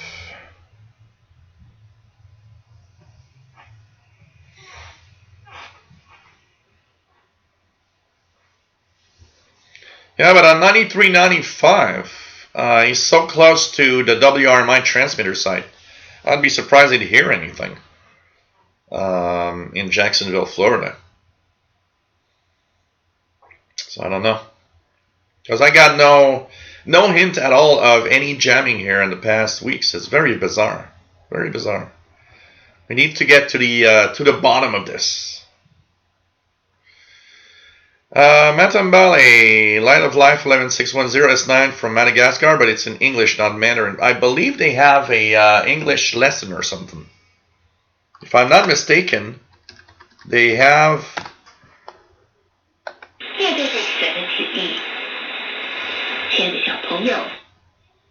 Yeah, because right now it's in Mandarin. But I did hear some English. I think they have some kind of lesson or something. And sometimes it is in English during that English lesson or whatever. Bullfrog 89, KD2CXU. Nice to have you on board from Albany, New York. And yes. Richard Cook, G06 hasn't switched. Their carrier still on 5442. John Pickney, nice to have you here from Virginia. Pretty cool. Legion says, tried to catch G06 on that frequency the other day. Only heard the carrier. Dr. Sisop, Montreal isn't in the path of the carrier, but in the southeast you can pick up the carrier. Kind of interesting.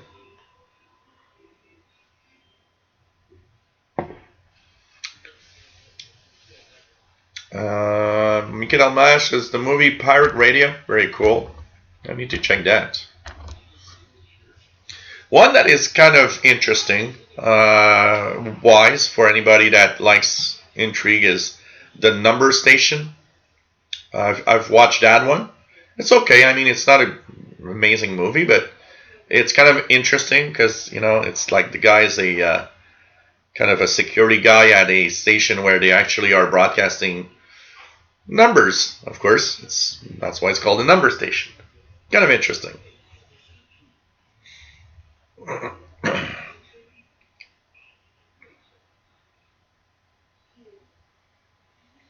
So Sheldon Harvey says, regarding the time pips on medium wave, Radio Reloj means radio time in Spanish, is a network of AM stations in Cuba that has news with continuous time pips in the background. Kind of interesting. Rob says, still here and listening to all the great questions. Contact is a great film, very well done. Yeah, I love that movie, absolutely. Matambali says, rewatched Contact a couple of months ago too. It'd been in years. Love that movie. I think you'd enjoy Frequency. I'll have to check that out one night when I feel like watching a movie. I'll try to get Frequency and listen to it. Ray Erding says, Contact is one of my favorite films. 2000 hours UTC, Bob guys. Always 20 UTC. Every show is always at 20 UTC. And it's on the other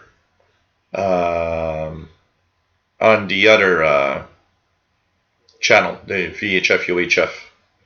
Shannon Harvey's my favorite radio-related film is Private Parts, Howard Stern's movie. Huh? Interesting. I haven't seen that. I need to check it out also. I'm getting behind. I can tell you that. Yeah, radio clock. Ray Erding 7285. Yeah, China Radio International 7285 from Albania. Share family members, even neighbors. It was more of I'm doing this for my community, not China Radio International from Albania 7285. my children. I want to be able to buy a big house. I want to be able to afford to, I don't know, pay for hospital insurance. But therefore, none of the work because I need that pair of expensive shoes. Maybe some of them. Yeah. Or if you don't offer me the technology, the updated version, some people just quit because they were given an old computer. They were just... Oh, a pretty good signal, 7285 from Albania, which is China Radio International.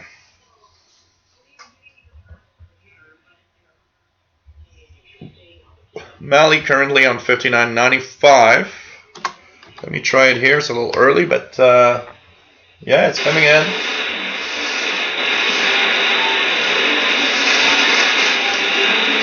With some music, 5995 Mali with some music, pretty good. Pagemaster, when Eleanor Arroway heard that sound of her headphones, her only words she came up with, holy shit.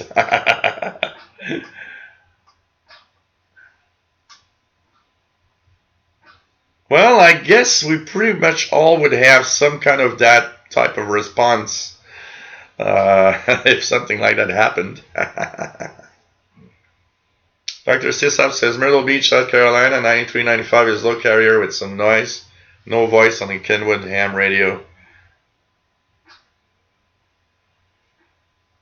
Yeah, but it's interesting because up here we don't hear anything. It's very weird. Very weird. I'd have to check out on different SDRs for 9395.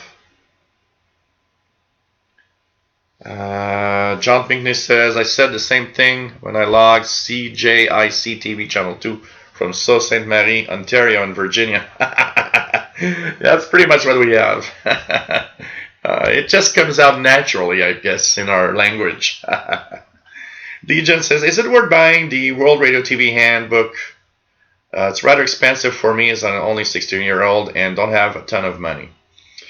The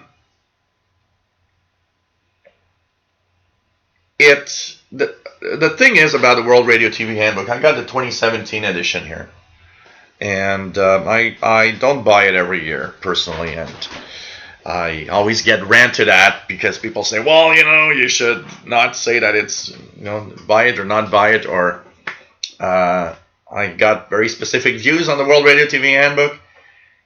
If you just understand what type of book it is, I mean, for the info, for all the information about transmitter location, power, details about each radio station, all the frequencies they used, and not just for shortwave, but medium wave and FM and TV and everything. Yes, it's an amazing book. It's a reference of radio and television broadcasters, honestly. There are a few articles at the beginning of the book that are always kind of interesting also. If you take it as a reference for anything radio and TV related around the world, it's the best book you can have for all the details that you get, including contact, email, and phone numbers, and who to contact, the name of people at the radio stations itself. It is, for that, amazing. The best reference you can get. If you anybody that wants to contact or QSLs a lot or stuff like that, it is a good book to get for all the information that it has in it. If you're looking at for schedules, then forget it. On the internet, you've got so much resources for the schedules. You don't need a book, really. You got everything on the internet. But for the for the information, specific information, the reference that you got in there, yeah, the World Radio TV Handbook is amazing. But that, if you like that, and if that's what you want to know, if you want to have all of that detail of every broadcaster and so on, it's very, very, very detailed in that sense. So that's why I don't buy it every year. Because I don't buy it every year simply because it's a book, a reference book that I often will know that a lot of the info in it is good for a few years for the contact and stuff. So every 2-3 years I'll buy one usually. I should get maybe the next one. When the 2020 Radio TV Handbook comes out, I probably will purchase it. It is expensive. It's it's a book. Paper books are getting really expensive. So, like I said, for what it is, a reference book, it is very, very, very amazing. Very well done. Some articles and stuff in there are really, really nice. But if it's just for, getting info on, what the schedules are and stuff like that, the internet has that. And that's not the purpose, honestly, of the World Radio TV Handbook.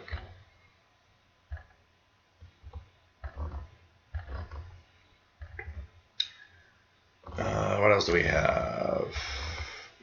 Yeah, frequency. I'll need to check that out. Frequency. Bump up the volume. Also. Michael Landra says it's an investment in education. Sure, your textbooks are Many, these are the same. I subscribe to Spectrum Monitor. It's cheap and covers many aspects of the hobby. Absolutely. Spectrum Monitor is great. If you're looking for something, the Spectrum Monitor is, I would, depending on what you do and what you like, I would probably, I always get a little bit of rant from people because people say, yeah, but if people don't buy it, maybe one day the World Radio TV Handbook won't exist anymore. Yeah, I understand, but I also understand that, I'm not going to buy a book to buy a book so that it maintains itself online, So, it's a good reference. All I can say is if you're looking for information and detailed information on broadcasters and frequencies and mostly the transmitter sites, powers used, and so on, for that it is amazing. That's all I could say. It depends what you're looking for. Because there's a lot of stuff in the World Radio TV Handbook you are not getting on the internet. A lot of stuff that is in there. It's very difficult to get on the internet. Like I said, if you're looking for schedules and stuff like that, you don't need to buy that. The internet has a lot of stuff. Sheldon Harvey, another great radio-related film is The Imitation Game. It's the story of the Bletchley Park Code Breakers and Enigma machines in World War II. I saw that one. It was a pretty good movie. I saw that one last year, I think. John Pickney says there was an episode of an old Secret Agent series that dealt loosely with pirate radio involving a station on an abandoned Thames estuary, World War II anti-aircraft fort. How about the infamous Radio City? Huh, interesting.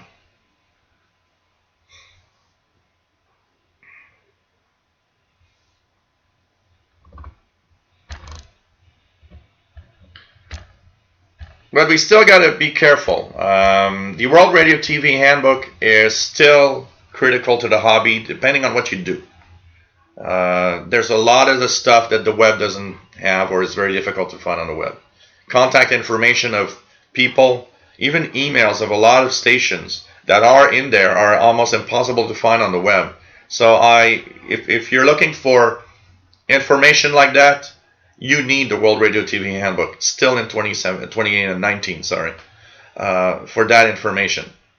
But like I said, for the rest, schedules, you don't need it.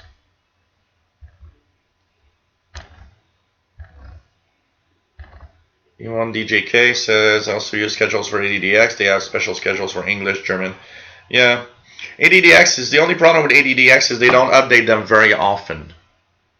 So,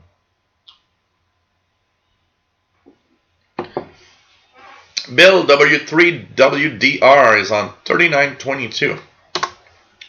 Just put myself there just in case I would hear something. Still early for 80 meters here. I don't know. 3922.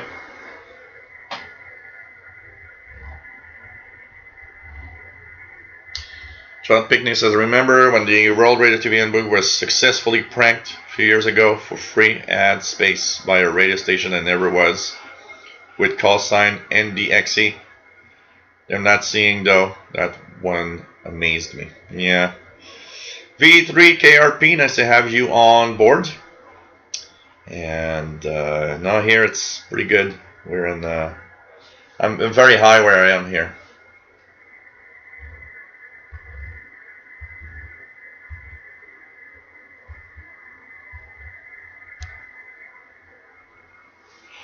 But still, for all the details that's in the World Radio TV Handbook, D1 DJK, I do still think that book is worth buying.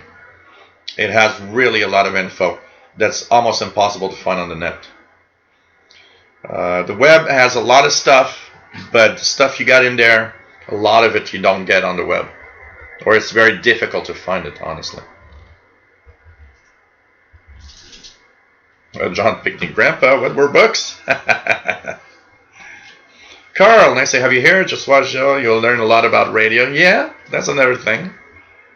So that could be an interesting idea, Degen. Get an earlier version, and not too far off though. Maybe the one the year before and stuff like that. Could be, Yeah, JRADX. Yeah, it's already at the top list of some of the amazing movies to watch. I'm gonna go see the new Avengers probably next week. But there's a lot of stuff on the internet, absolutely.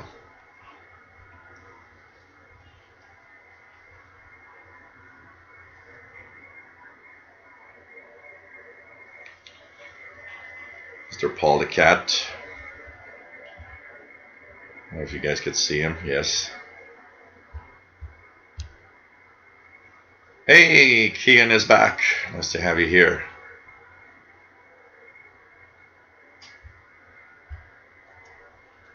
Yep, better late than never, as they say.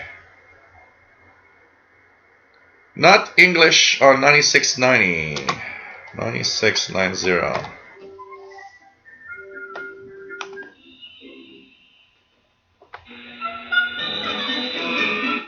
Some music. I have one rant at Radio Exterior de España.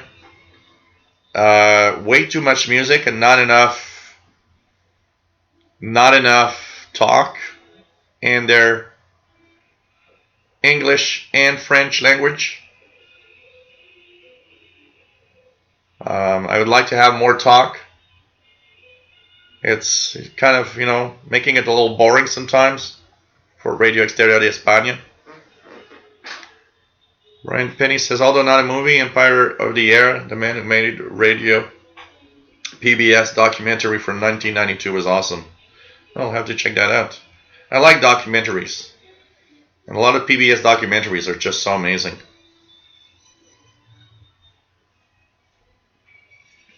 John Pickney says, I won't be on next weekend. Early television convention on TV history. It's being streamed this year on the New Jersey Antique Radio Club website. Oh, cool. Cool. Mark T, very strong. Signal on 11860. It's 9 plus 20. Yeah, they're often on 11860 and 11930 at the same time.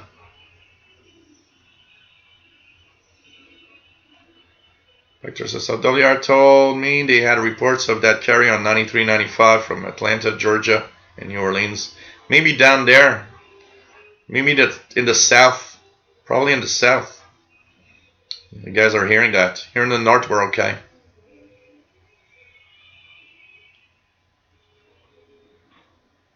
So, Mr. Paul, look at the camera. Everybody wants to see your little face. Okay? Look, man. Look here. There you go. Yeah. Look at that little cute face. How can you not love Paul? Everybody's saying hi. Mr. Paul. And that's a nice cat. Yeah. Oh, man. Okay. Let's put it here. So Mr. Paul is a popular cat on the internet.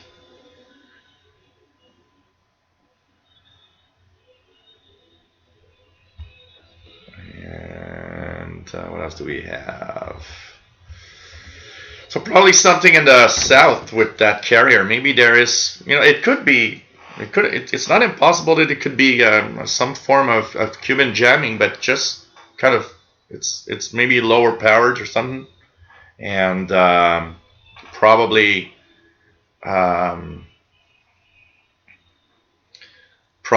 only heard in the south over there. Bacon burgers, that's good. I want to have some. I'm going to I don't know what I'm going to eat for supper. Paul Richardson, nice to have you on board. Please. Man. What are you doing, man? He wants to kind of find a way to sleep on me. Dana F, nice to have you on board.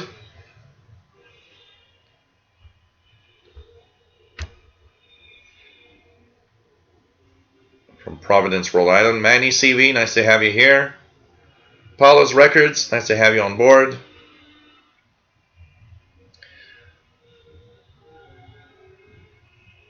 $10,715. Cuban number lady. Let's check it out. One.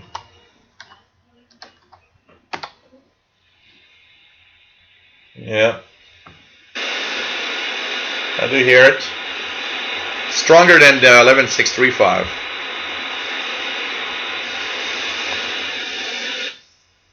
Stronger than 11635. Ethan Best, nice to have you here. Electricity Cuba station's pound here, so I wouldn't be surprised. Timo93, nice to have you here.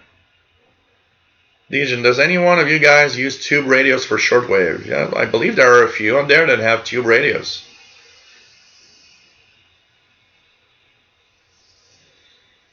You are a nice little cat, you know.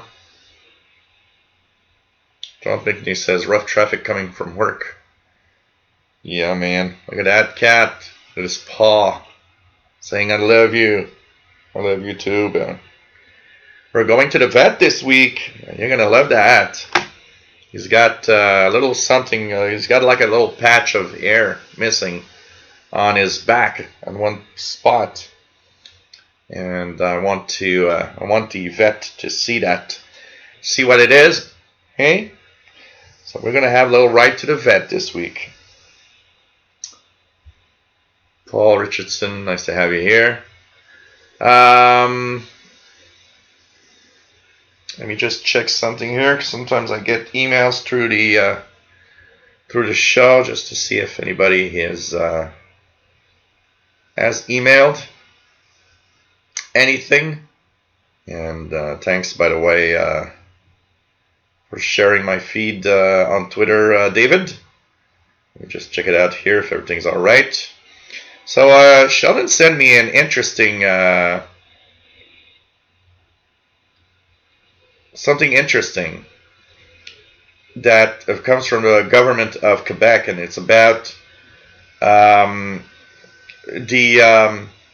effects of radio on health and environment. And of course, it's interesting because it actually looks at a lot of details of how radio frequency signals and transmissions can maybe affect us somehow in our health and so on, and cancer. And it's interesting because when I was reading all that information, so typically what it says is that there's really not much. There's a lot of studies that have been done, and for now there's really nothing pointing to the fact that maybe radio frequency signals could interfere with our body. But it brings to me one thing, because there's a village. I remember reading that article several years ago. A village in Vatican State. They were actually next to the Vatican radio transmitters and on medium wave, long wave, and shortwave. And they were saying, I remember reading that some villagers were kind of scared because apparently maybe there would be a higher incidence of cancer. It was like slightly higher than the general European population. And a lot of people were wondering if the high power used in these transmitters could have caused some health issues. So it's always something that you wonder, the radio frequencies and how they affect you also. John Pinkney says cancer is the leading killer of broadcast engineers. Coronaries in second place. One thing that you got to be careful with a conclusion when we talk about that. For example, for a long time it's been noted that amateur radio operators often have a slightly higher cancer rate than the general population. I've seen also the technicians that would fix and repair equipment. And one of the things we got to be careful is not to mix the radio frequency possibility. With another possibility is a broadcast engineer or an amateur radio operator will play a lot more with electronics than the average population.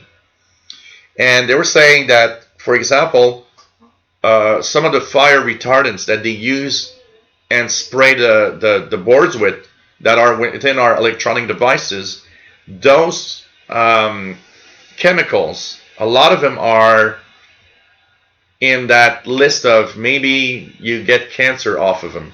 So could it be radio frequency signals? I don't know. It's not impossible. But also we got to remember that when we play with electronics a lot, we play with all sorts of chemicals in our face, and you know that smell of new radio.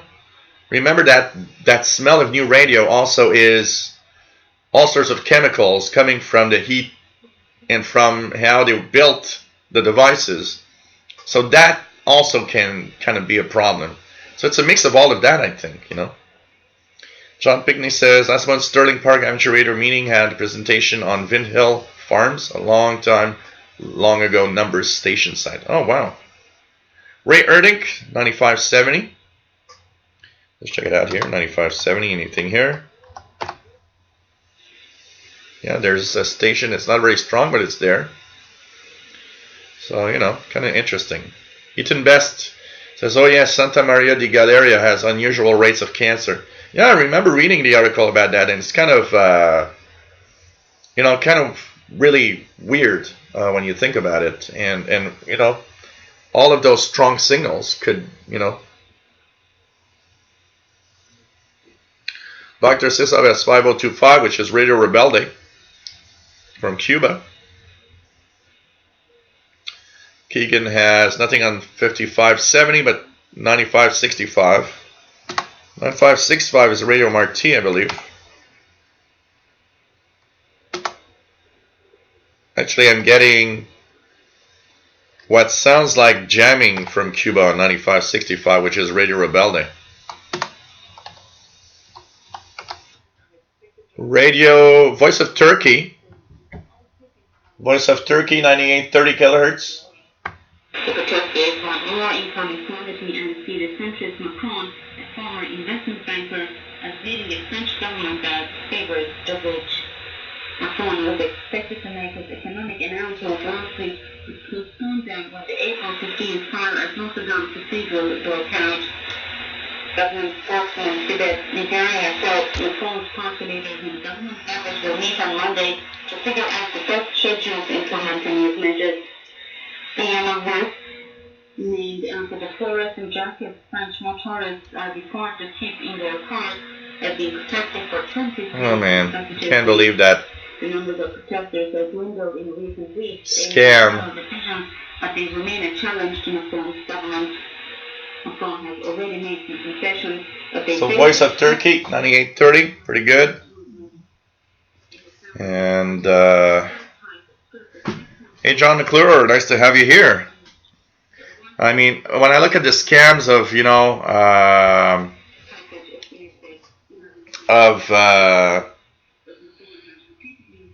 these, capturing RF and blocking RF and stuff, it's just crazy. J.D. Williamson, nice to have you here. Yes, soldier smoke is very bad, absolutely. One of my uncles was a repair guy. He would fix, TVs and radios, and died of liver cancer, and he didn't even drink alcohol. It was like, okay, kind of weird. And and he was young when he died, and it's like you always wonder. I remember thinking, is all of that electronic stuff that he's been through over the years been, doing something for him to have cancer, You think about it. Dr. Sisop has 5980 strong. 5980 is very weak usually here. So Turkey and 9830 is pretty good. ADSX, how RF affects the human body. Of course it does affect, that's for sure. And I mean, there are frequencies that are more dangerous than others. I mean, there's a reason why you could cook stuff in your microwave oven. It is using radio waves, So there's a lot of stuff. So what else do we have?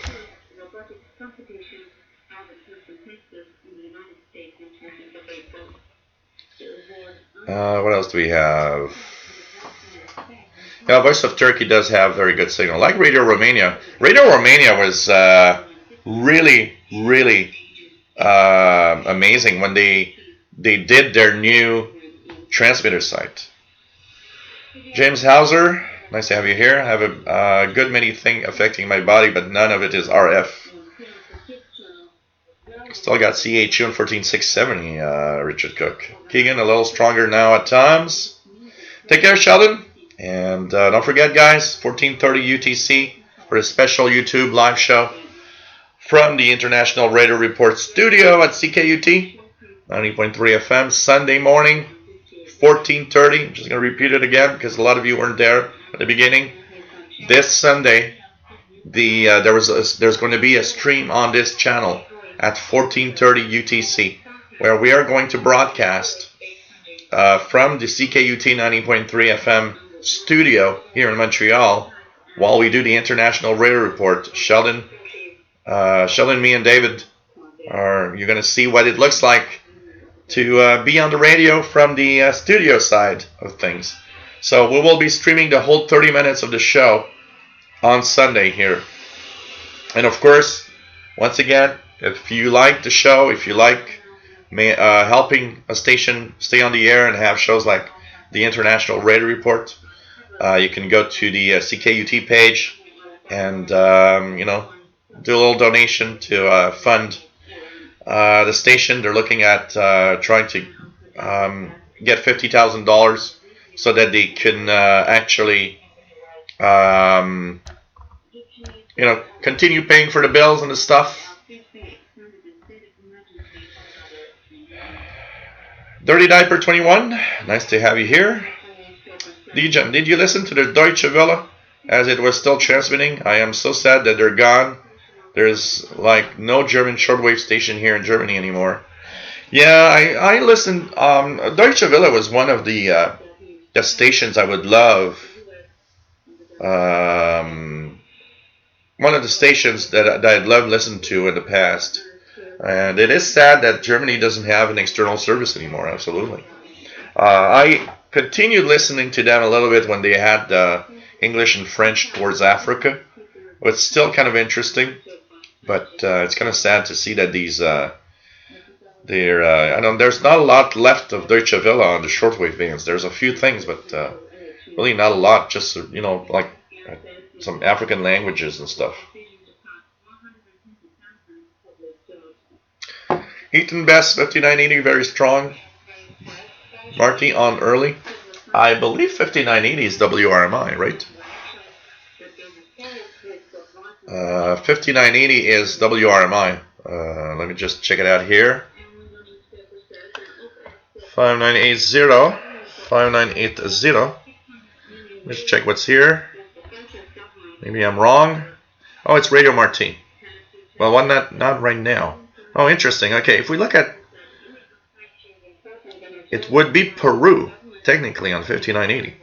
There's not any other station at this time right now. So that would be Radio Chasqui Red Integridad from Peru. That's interesting. I'll try 5980, but no. That cannot be Peru. It's too strong to be Peru. So it's either Radio Marti on early. I would say that's Radio Marti. It's not South America. Radio Chasqui is very low power. Very low power. And that sounds much more like Marti. Let's compare it.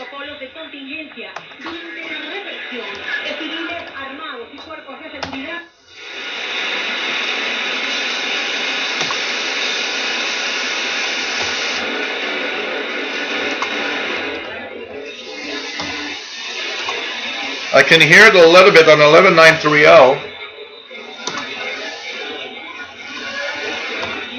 Yeah, it's definitely Marti, because I can actually compare 11930 and 5980. This is Radio Marti.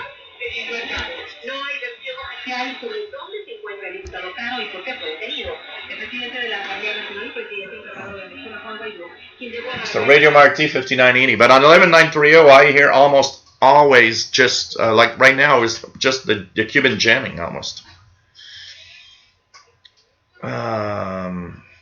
Mika Dalmash says, more amateur radio operators die from falling off towers than general public. Yeah, that probably is the case, Mickey. Probably. That's why there's so many pages in the ARRL handbook that are dedicated to staying safe in those towers.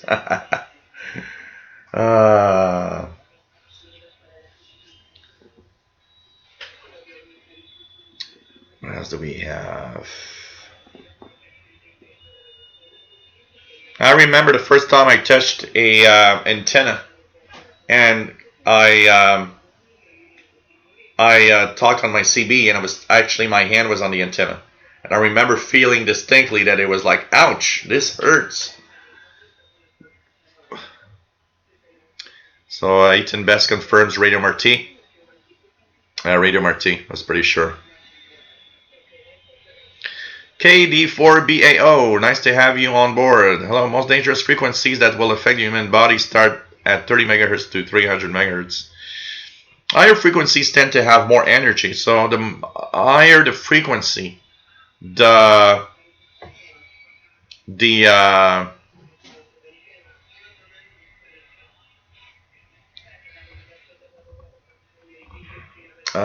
David in Barcelona says ionizing, non-ionizing radiation. I don't fully understand how that works, but RF is non-ionizing. That shouldn't normally be harmful as long as the frequency power involved is not too high.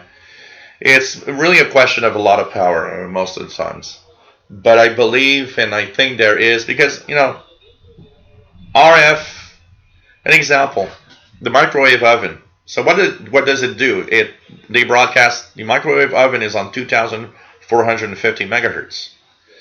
It actually is the frequency where the water molecules actually vibrate. So when you actually turn on the microwave oven, what it actually does is vibrate the water molecules. It doesn't do anything else to the rest of the food. The food itself is untouched. It's the water in it that vibrates and becomes warm. Technically, you will get burned because of that, but it's non-ionizing, meaning that it doesn't alter the structure of your DNA. It's not like radiation coming from, you know, from plutonium, because that can knock off some of the electrons in some of, you know, in your body, and that will actually generate a lot of damage and problems to the DNA. But when you get very high powers involved, there probably are other things that are actually making your body kind of react to it, and that could possibly cause problems. You know, when you have a certain level of power, you gotta be careful. You know, no one goes into a shortwave transmitter antenna when it's on, because it might actually have some effect because of the very high power used. That's for sure. James Hauser, we need to all wrap ourselves in aluminum foil. Yeah, like is when I saw the image. I always laugh when I see the image of that guy. Oh man, trying to remember his name. He's on WWCR all the time. And he has that aluminum foil hat. I mean, he just looks like an idiot, and it probably doesn't block much. John Pinkney, RIAS was the German shortwave broadcaster to listen to back in the days. Ah, man.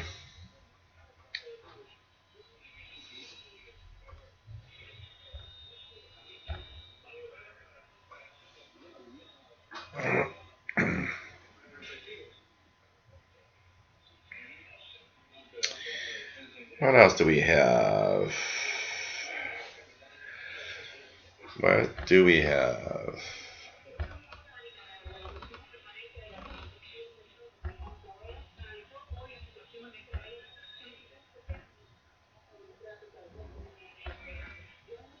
Yeah, it's Radio Marti. Absolutely. It is, Rob, because basically all it does is eat up the water molecules. It just makes them vibrate so fast that they actually become, it creates heat. There's absolutely no danger of anything else. I remember when microwave ovens became popular. We were probably one of the first families that had one at home. And I remember my friend telling their parents, "Hey, it's so cool. They have a." I remember making it was just so weird. It was like cool. I remember friends would come over and I'd put a glass of water and I'd put it like on for 1 minute and then they all touch the water and it's like it was warm. And they were like, "Wow, this is so cool." But everybody, and I think there's still some people that think that everybody thinks that it's some kind of weird radiation of some sort, and it's not. Your microwave oven is a kilowatt transmitter. It's an antenna, and it's designed so that all of the waves are inside that chamber where you put the food. So there's no crazy radiation of anything. It's just radio waves. But they are specific to a frequency where the water molecules vibrate. So when you turn it on, the only thing it does is the water molecules vibrate in the food. And that's it. And of course that generates heat. It doesn't affect or change anything in the structure of the food itself. It's eating with radio waves rather than heating on the stove in with infrared. That's the same thing. Ray Erdink, very strong on 5930, 5930.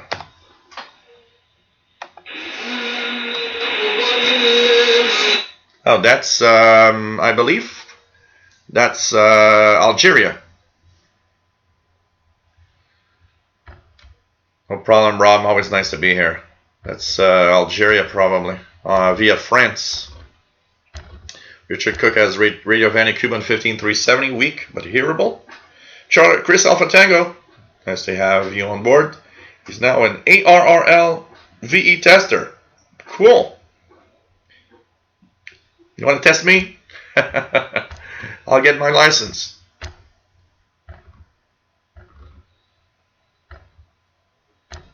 Alright, it's totally interesting to see how these things work, for sure.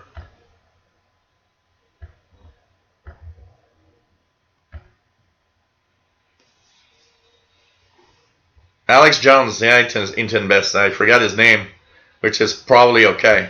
Alex Jones with his tinfoil hat is like, yeah, you look like an idiot. Come on. That thing doesn't block anything, or very, very little, Just crazy.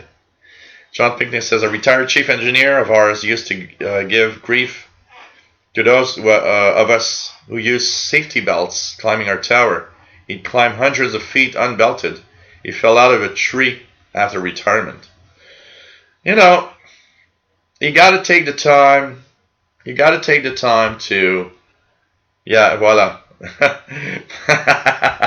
Alex Jones Infowars with that foil hat. He just looks so stupid. I mean, come on. Come on. Oh, man. So, PageMaster, microwave oven contains a quarter wavelength antenna, which causes the water molecules to heat up, which in turn cooks your food. Exactly.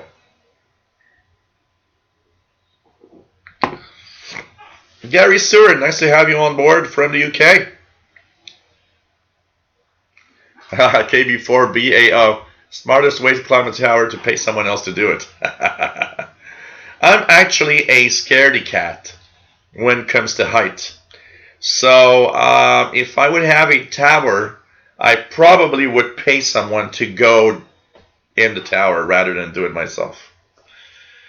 Or I would go 1 feet at a time, and when I get like okay with going up like 2 feet and 3 feet off the ground, I'd practice slowly and always be attached to make sure. It's just crazy.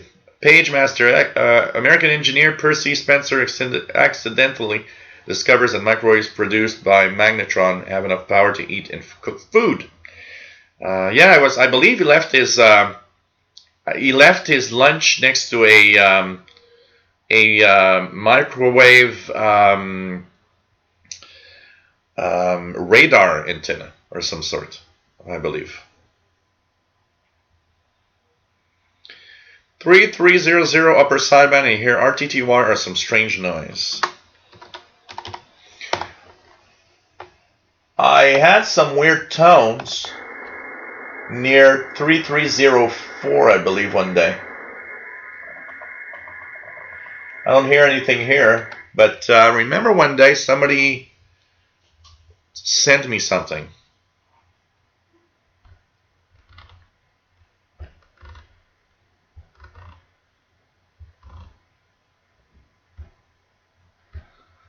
What else do we have?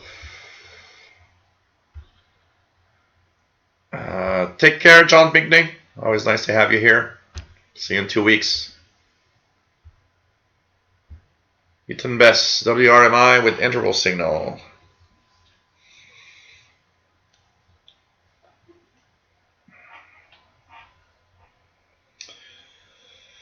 Radio Farda 12005. Green Music. Last time I listened to them.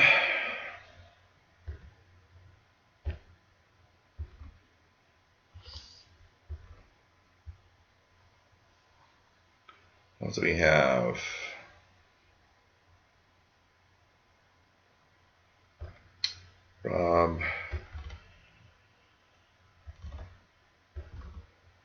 Time station today, Richard. Let's try.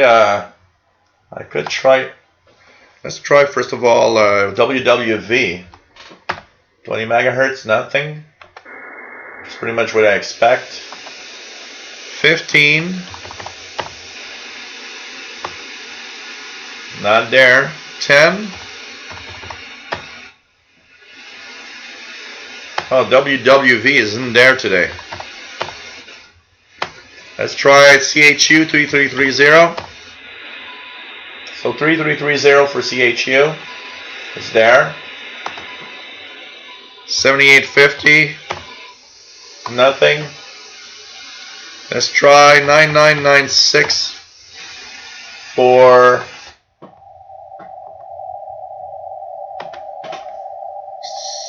RWM 14996. Nope. Really nothing much coming in terms of time stations. Beaten Best. This is why you get a collapsing tower.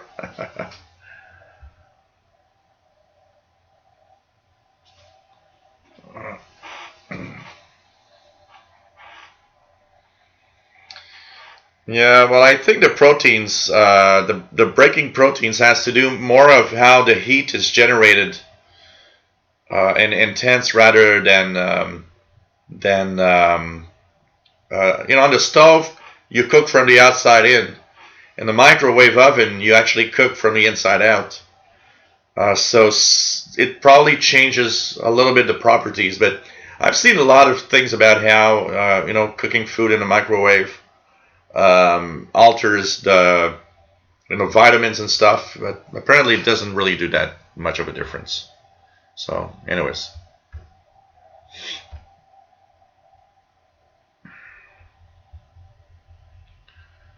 what else do we have? Where's the boss? The boss was there a few minutes ago. He came in twice. He came in twice during the show.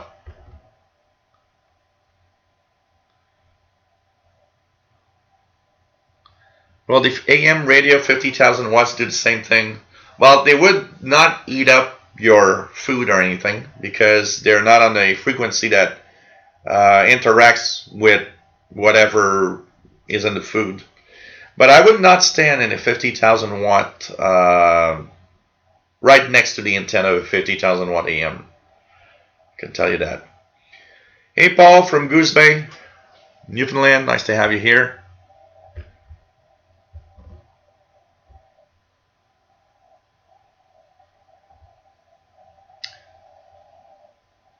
KD4BAO, what are the other time stations other than WWV, WWVH? There's on some of the frequencies you have the Italian time station on 10 megahertz. There's Chinese BPM time signal also on, I believe, 10 and 15 megahertz and 5 megahertz maybe. You have CHU Canada 3330 7850 and 14670. There's the RWM, the Moscow time signal on 4996, 9996, and 14996 that I get from time to time.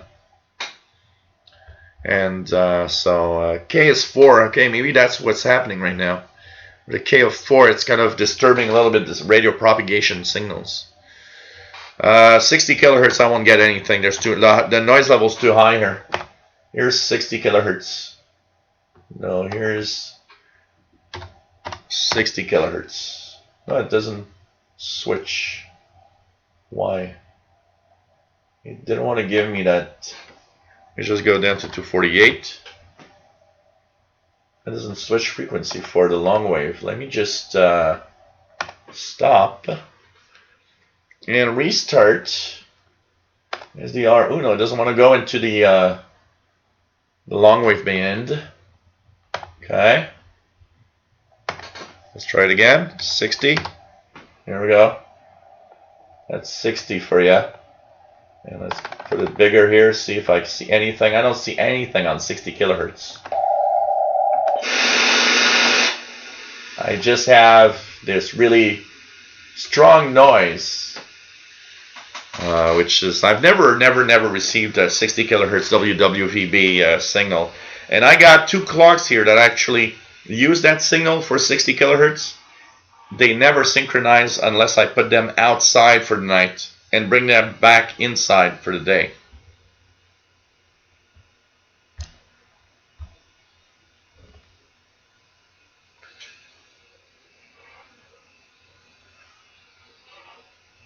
You know, Rob, it's not faked. I don't believe people that think it's faked. You know, I got a friend of mine that think that landing on the moon was fake. It's not.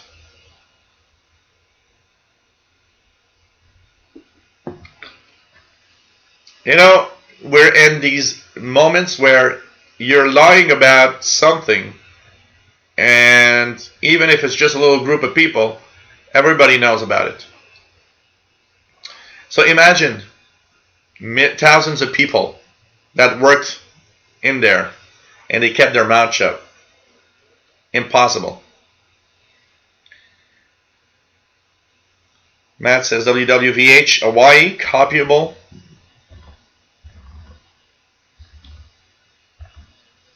Matt says this is a good time of year to look for RWM and 9996. Starting about now here, I usually will get them in the afternoon on 14996 very often. I like Mick's response. Very hard to reach the moon from a flat Earth. But think about it. If the Earth is flat, the moon must be flat too.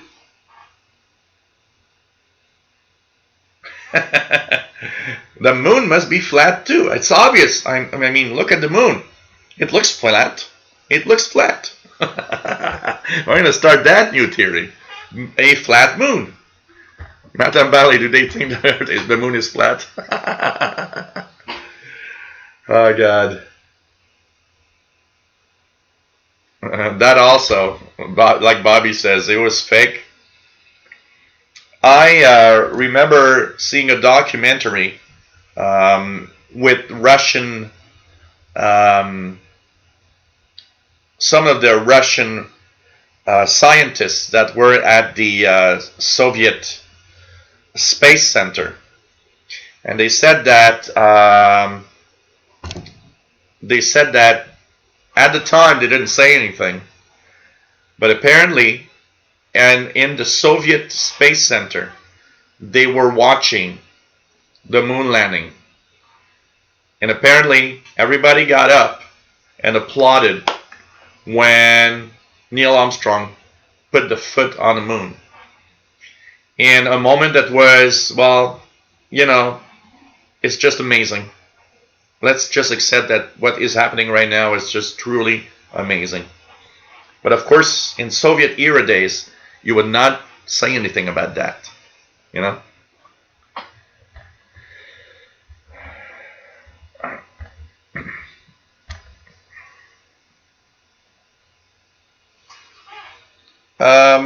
I don't know if the Eiffel Tower still has any. Does the Eiffel Tower still have transmitters on top of it? I remember there were some stations there that had their antennas on top of the Eiffel Tower. Richard Cook's got BPM, Chinese time signal on 10,000 kilohertz. I haven't seen it. I need to see it. The Apollo 11 movie. It must be really good.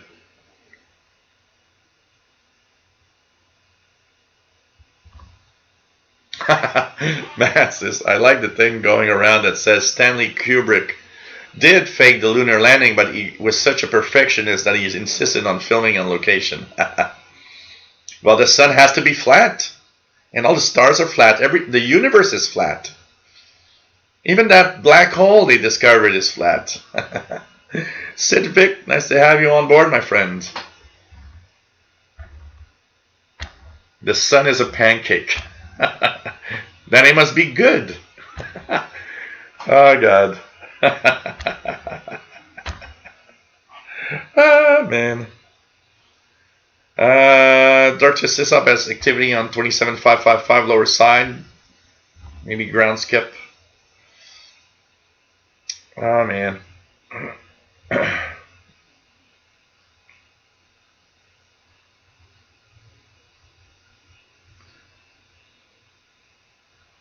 John Lithgow, nice to have you here. Love CB Radio from Sydney, Australia. That's another thing about flat earthers. They all say that Australia does not exist. I don't know if you guys seen that, but a lot of flat earthers are saying that we invented Australia. It doesn't exist in reality. Beers over here, James Hauser.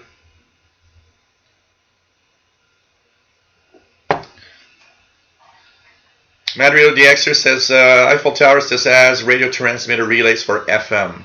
Cool, thanks for the info. E3 IEK, there are visible remains on the moon from the Apollo missions that recent craft such as the LRO probes have been imaged. They're still in the same place. Yeah, I know that the Japanese spacecraft took some pictures of some of the moon landing sites, and you could actually see that there are. There was one picture, I believe, that still shows when they used that lunar rover. The picture still sees the traces of the lunar rover everywhere. Rufus Newt says, "You made me thirsty.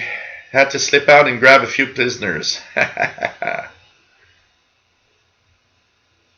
Oh, that's at least good news. World's last chance that will be on apparently that 500 kilowatt transmitter on WBCQ does believe in Australia, at least. Yeah, that's another good one. Bobby says if the Earth was flat, the cats would be throwing everything off to the side. So, interesting. So Mickey has sent me a clip of what it sounds like. to. So this is what it sounds like on 60 kilohertz.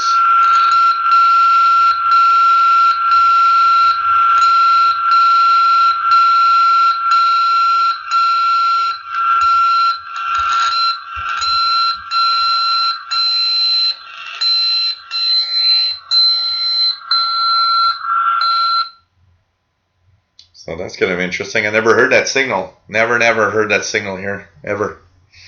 Kind of nice. So that's 60 kilohertz WWVB. Max Estrong, nice to have you here.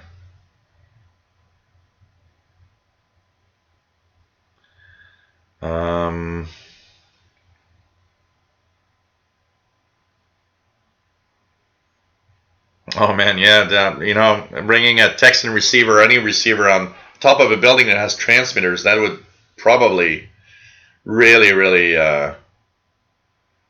blast it. I can tell you that.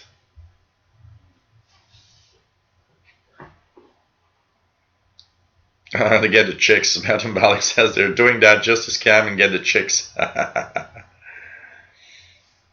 Yeah, the Chinese rover, absolutely, Chinese rover, pretty cool stuff. And in the extra, there's the UK time station on 60 kilohertz and also 77 kilohertz. Do you guys in Europe have any equivalent to our atomic clocks in North America that use these long wave signals to synchronize? Do you guys have those over there?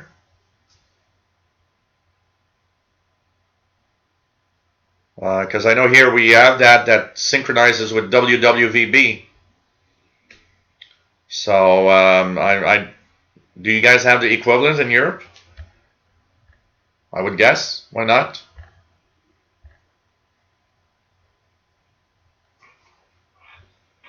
Yeah, they had something in a very low frequency at some point, WWVL. Paulo's Records, okay. Thanks. I was wondering if you guys had the equivalent. But it is true that today you could have you know, clocks that just synchronize with the GPS signals. That would work, and you'd be very precise too. Take care, Ray Erdink.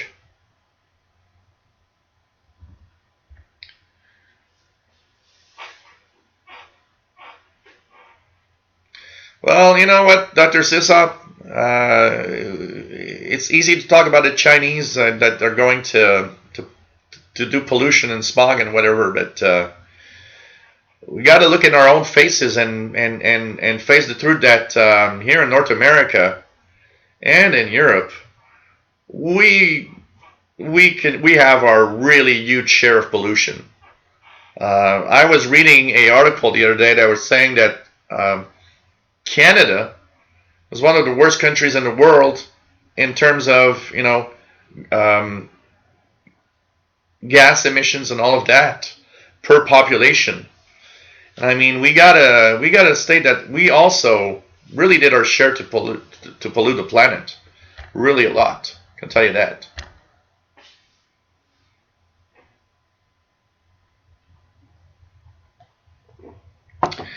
Hey, Johnny DXer. Can tell you that. Hey, Kevin Wood, nice to have you here, my friend. So, hey guys, we've been on for 2 hours and 50 some minutes, 50 minutes. I hope you enjoyed today's show. A little PayPal link if you wish to donate at the Yahoo email. Hope you enjoyed today's show. You can also send at paypal.me/shortwave. Tomorrow, VHF UHF show. So 100 hours Universal Time tomorrow. VHF UHF. And Sunday morning, Ask your question, J.D. Williamson. Sunday morning, special show on this channel. We will be live from the studios of CKUT 90.3 FM in Montreal at 14:30 UTC. We will broadcast from the International Radio Report from the studio. There's going to be a live stream here. You guys are going to see what it looks like to be in the studio at the International Radio Report. So 14:30 UTC Sunday mornings on this channel. So don't forget, if you want to see what it looks like to be at the station doing the International Radio Report, we'll be live from there. So I hope you guys enjoy our little broadcast that we'll have from that Sunday morning. So no problem, Johnny the Xer. You'll have other times. Nope, Dr. Sisop, CKUT is a real deal FM radio station in Montreal. It's ckut.ca. You can stream it if you want. It's on 90.3 FM in Montreal. We have the International Radio Report show every Sunday mornings at 14:30 UT.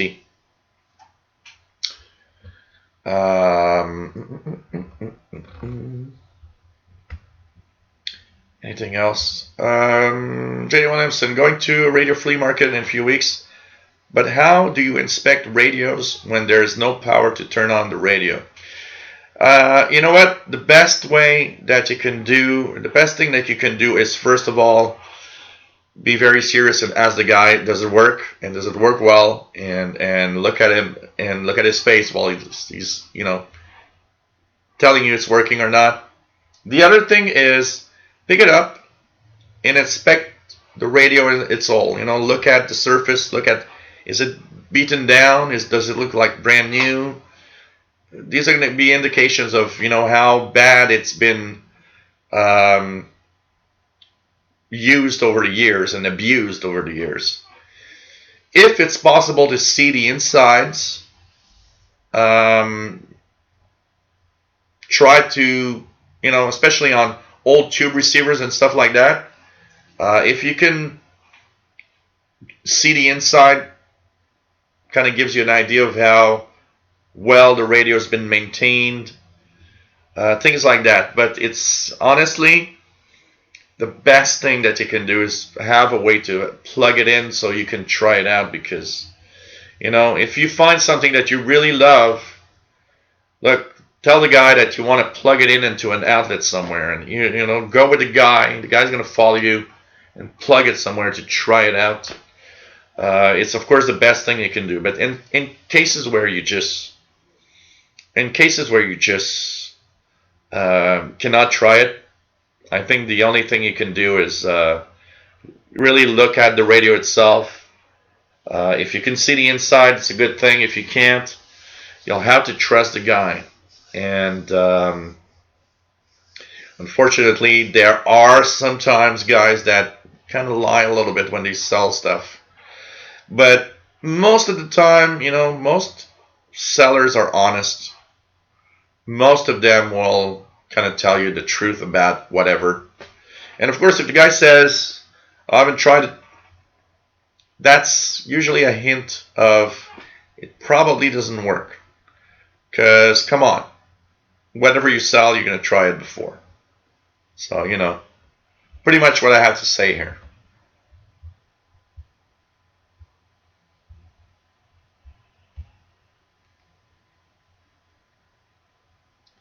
So, take care, my friends. Yep, tomorrow is VHF UHF night, Mantambale. So on the VHF UHF will be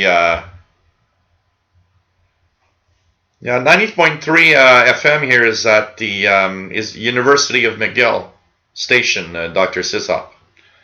It's the University of McGill. And yeah, of course, if there are portable batteries, that's another thing. Bring some batteries with you to power up something. For sure. Try it out. Juan amigo, nice to have you here. Take care, my friends. No problem, Radioactive. Hope you enjoy the shows today. Stay safe. See you tomorrow, the VHF, UHF. And don't forget, once again, Sunday morning, 14:30 UTC, for a 30-minute live stream from the studios of CKUT 90.3 FM during the International Radio Report. Take care, my friends. Stay safe. Love you all.